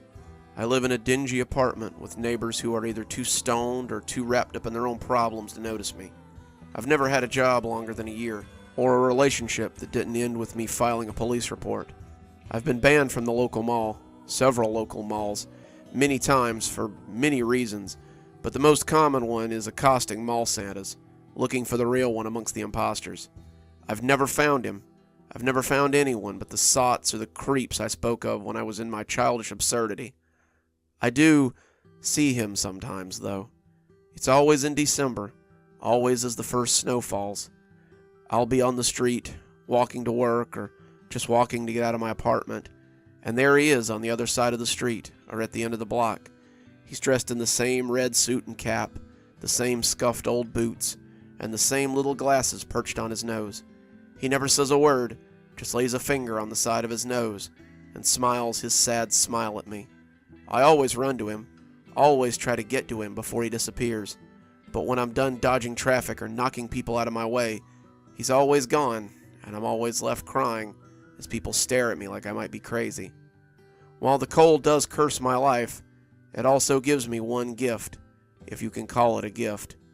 When I was 13, right after my father slipped into bed with me for the first time, I waited until he was asleep and walked to the cabinet where I knew he kept his gun. I took out his revolver, made sure it was loaded, and put it to my temple. If he'd done it once, I knew he'd do it again, and I wasn't going to live in a home where that was my life. I closed my eyes that were dry as the desert, and steeled myself to pull the trigger. The cylinder turned and the hammer fell, but the gun did not report. I pulled the trigger 5 more times, but nothing happened. I put fresh bullets in the gun and tried again, but nothing happened. Finally, I just put the gun away and slept on the couch. When I was 15, I tried to jump off the roof of the house. I jumped head first from the roof over the driveway. I wanted my death to be assured. I didn't want to wake up in the hospital with a broken neck and no way to escape my father. Cindy was still alive then, still catatonic, but still alive. And though my death would leave her at his mercy, I couldn't find it in myself to care anymore. I just wanted the hurting to stop. I came to on the lawn with a sore back and a scraped up bottom. I've tried many other methods through the years, but none of them work. Someone always finds me, something always fails, the ambulance always gets there in time, my life is always saved. Whatever magic the coal has that ruined my life also helps preserve it. Of this I'm quite sure. Whatever lesson I am learning from my sin is one that will go on for a good long time. I'm writing this tale in hopes that it might save others from my fate. Let your children know, let your friends know, that the songs aren't just songs. We threaten our children with coal, but we don't understand it. We have forgotten that Santa doesn't just reward the just. We sing the songs about how he sees you when you're sleeping and knows when you're awake, but we have forgotten that these things are fact. The coal sits on my desk as I write this, a black-hearted reminder of the hasty actions of a child. And no matter what I do, it follows me forever. So never forget that which sees you when you're sleeping. Remember always that he knows when you're awake. For he knows when you've been bad or good. So be good, for goodness sake. As the coal burns, the coal gives heat. So too does the heat destroy. Coal can sustain a fire, and a fire can be a tool of destruction. As you act in haste, so too does the fire, and never doubt that his fire will scour that which you hold dear. So when you lay down to sleep, pray for only the joys of Christmas. Pray for peace and goodwill towards men. Pray that you never feel the jagged edge of coal in your stocking.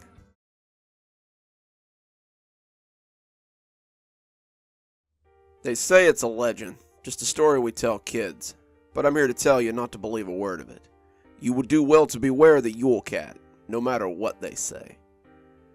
My cousins and I grew up in the Icelandic countryside and spent most of our lives within a stone's throw of our birthplace.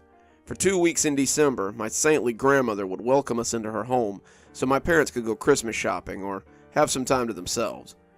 She had all my cousins as well, a brood of 8 when we were all assembled, and we made quite a house full.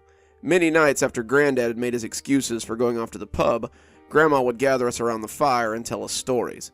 Stories about fairies and Queen Mab and her ilk, and of the elves and darker things that had once been part of this landscape.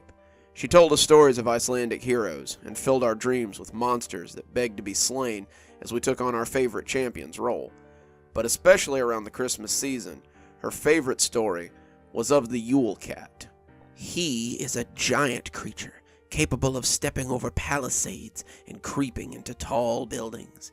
He punishes the lazy and rewards those who work hard and do their work year-round. If you neglect your duties, the Yule Cat will find your children. Never doubt. His favorite meal is children without new clothes in the winter, their parents having spent their summers at leisure. Thankless children he hates as well, those who scorn their parents' work in favor of frivolous things. So be thankful, my children, that your parents work hard to keep such dark things away. Most of her stories about the Yule Cat involved naughty children who went into the woods at night, spoiled children whose parents found that the Yule Cat had dragged them out through their window and gobbled them up, and good children who were rushing home on Christmas Eve to get their clothes before the Yule Cat got them. My little brother Sven always held a deep fear of the Yule Cat, but I can honestly never remember a time when I was afraid of him. It always just seemed kind of goofy to me, and in my head I just imagined a giant cat with big wobbly legs that looked like big noodles. Its body was high in the air, and the legs just wiggled around beneath it. I had drawn a picture of it for my grandma once, and she only smiled and ruffled my hair. Let us hope that if your Locketerin finds you, he is as silly as you think he is. I had smiled about the idea of meeting the Yule Cat then, thinking of all the monsters and beasts my cousin and I had slain in our dreams. I'm not smiling as I write this, though. I came to live with my grandparents when I was 15. My father and mother had been killed in a car accident when a semi slid on the ice and hit them head on. They say they died instantly, but all I knew was that Sven and I were suddenly without parents. There was never any question of where we would go, of course. My grandmother opened her home to us without a second thought. With Grandpa 3 years in his grave, she said it would be nice to have some company, and we moved into her earthy little cottage. I lived with her until I was 23, attending university and getting my degree so I could begin a career in architecture. After graduation, I took up residence in my parents' old home so that I could maintain the family homestead. The house was on my grandparents' land, so it wasn't as though I never saw her again. Sven didn't like to go back to the old house, claiming that there were too many memories there, and my grandmother sheltered him quite a bit. When I moved back, I invited him to come live with me, but he declined. He was 17 and showed none of my ambition. I was worried that if he stayed, my grandmother would coddle him forever, but that was his decision to make. I moved back in around Christmas time, and I decorated my old house like it was my first Christmas ever. The lights and decorations were still in the crawl space, like they had always been, and as I put them up, I began to feel a heady sense of nostalgia. The tree stood in full view of the window, and I had bought enough presents for everyone this year. I had spent much of my life not having a lot of money, and now that I had a lucrative job, I decided to take advantage of the holiday season and spoil my relatives a bit. When I was done, my house had shone out against the darkness like a beacon. I was sitting snug by the fire, a cup of spiced hot chocolate in my hand and a slight buzz making my mind slippery, when the phone rang. My grandma's smiling picture showed from the home screen, and I picked it up as I tried to compose my voice. Grandma was used to people being a little drunk, but Granddad had been pickled more than he was sober during life, and I was still at that age where I was self-conscious about her seeing me like that. I answered the phone, and she immediately started with no greeting. "Care, you haven't come to get your Yule clothes. You need to come back now." I wasn't used to my grandma being so forceful. She was usually very mild, content to smile and let others do what they would, but she seemed upset about this in an irrational way. Tomorrow was Christmas Day. All my cousins and my family and everyone would gather for presents at Grandma's before the usual feast. What Grandma was referring to was her tradition of giving us clothes to keep the Yule Cat away. This was my first Christmas away from home. I usually got them from Grandma when I woke up on the 23rd, but I guess I had missed it since I'd moved out. "Oh, that's okay, Gran. I'll just get them tomorrow. I'll be there with the others. You can give them to me." "No, you have to come get them now, and hurry. I need you here before the sun goes down, or the Yule Cat will get you." I had rolled my eyes at this. "Gran, I think the Yule Cat will understand if I don't want to go out in the snow and get clothes. Can't I just get them tomorrow?" Her voice went from severe matriarch to pleading older woman in the blink of an eye. "Care, please. It's your first time away from home, and I want you to be safe. I can leave them on the porch if you don't want to come inside, but please come and get them." She sounded scared, and I couldn't argue. I told her I would get dressed and drive over before sunset, and she sighed in relief and thanked me. I dressed warmly in my snow pants and heavy coat. My muffler and gloves came on next, along with a pair of snow boots and a flashlight just in case. All of this went on over whatever I was already wearing, jeans and a t-shirt and thick socks, and I sighed forlornly as I stepped out in the ankle-deep snow. I put a hand on my old Jeep, but decided against it. My head was a little sloshy, and I knew it would only take a few minutes with the heat blasting before I was asleep and sliding on the icy road. Instead, I decided to walk to Grandmother's house, and it was only about 2 miles from here, in the bracing cold, which would sober me up before I got there. I set off towards the woods that separated her house from mine. Every time I walked those familiar trails, I always felt like I should be scattering breadcrumbs behind me. My grandmother's house lies sheltered in the woods, and they always feel so dense and foreboding whenever I have to walk through them. The snow and the cold made them quiet, the less hardy birds having left, and many of the other animals asleep for the winter. The tracks, however, told me that there were indeed things out here. My legs started to get tired almost at once. If you've never had to slog through deep snow, then I can tell you that it isn't much fun. As the sun began to set, I began to regret not taking the truck. I could hear the snow making the trees creak and sag, and now and again there was a scurry of movement as some small creature went about its business. Other than the occasional noise, it was as though I had the forest to myself, and my loud footsteps made me feel like the last person on earth. When I heard the snow crunch nearby, I swung to see what was there. The sound had startled me. My own feet were the only thing making much noise out here, but I found nothing. By the sound of the crunch, I would have thought it was a reindeer, or maybe a large bird trying to forage below the snow. In the dim light, I couldn't even see where the prints were, and I started slogging a little faster, worried it might be a wild dog or something. The crunching came again, but I shrugged it off as my mind playing tricks on me. When it crunched again, closer this time, I started moving even faster. Going too fast would be a great way to break an ankle or fall and impale myself on a tree limb, but the crunching and lack of a source was starting to freak me out. The snowing sky was already overcast, and the sun was setting behind me. The thought of being out here after dark made my skin crawl. The idea of getting lost in a stretch of wood that would become unnavigatable once the sun went down made me quicken my pace again. My footsteps were loud, cutting through the silence like a foghorn, but somehow I could still hear the steps behind me as I nearly jogged through the ankle-deep snow. What I had thought might be a reindeer or a wild dog now sounded like something much larger. It was very rare, but polar bears sometimes got stuck on ice floes and found their way over here. I had seen something online about it, I thought, and I could just see a big hungry polar bear loping behind me as it prepared to make a quick meal out of me. I didn't dare look back as I heard the crunch come down not 8 feet behind me. It hit the ground hard enough to dislodge snow from the trees, and I started booking it as best I could. What the hell was it? Iceland didn't have a lot of large predators, none that came this close to settled areas, and my mind began to travel back to a time when I was young and sitting warm around Grandma's fire. My cousins and I had always loved the stories about trolls and elves, stories of great heroes who slew the former and were aided by the latter, and we always took up sticks when we played and pretended to swing mighty swords at the knees of ugly, hulking trolls.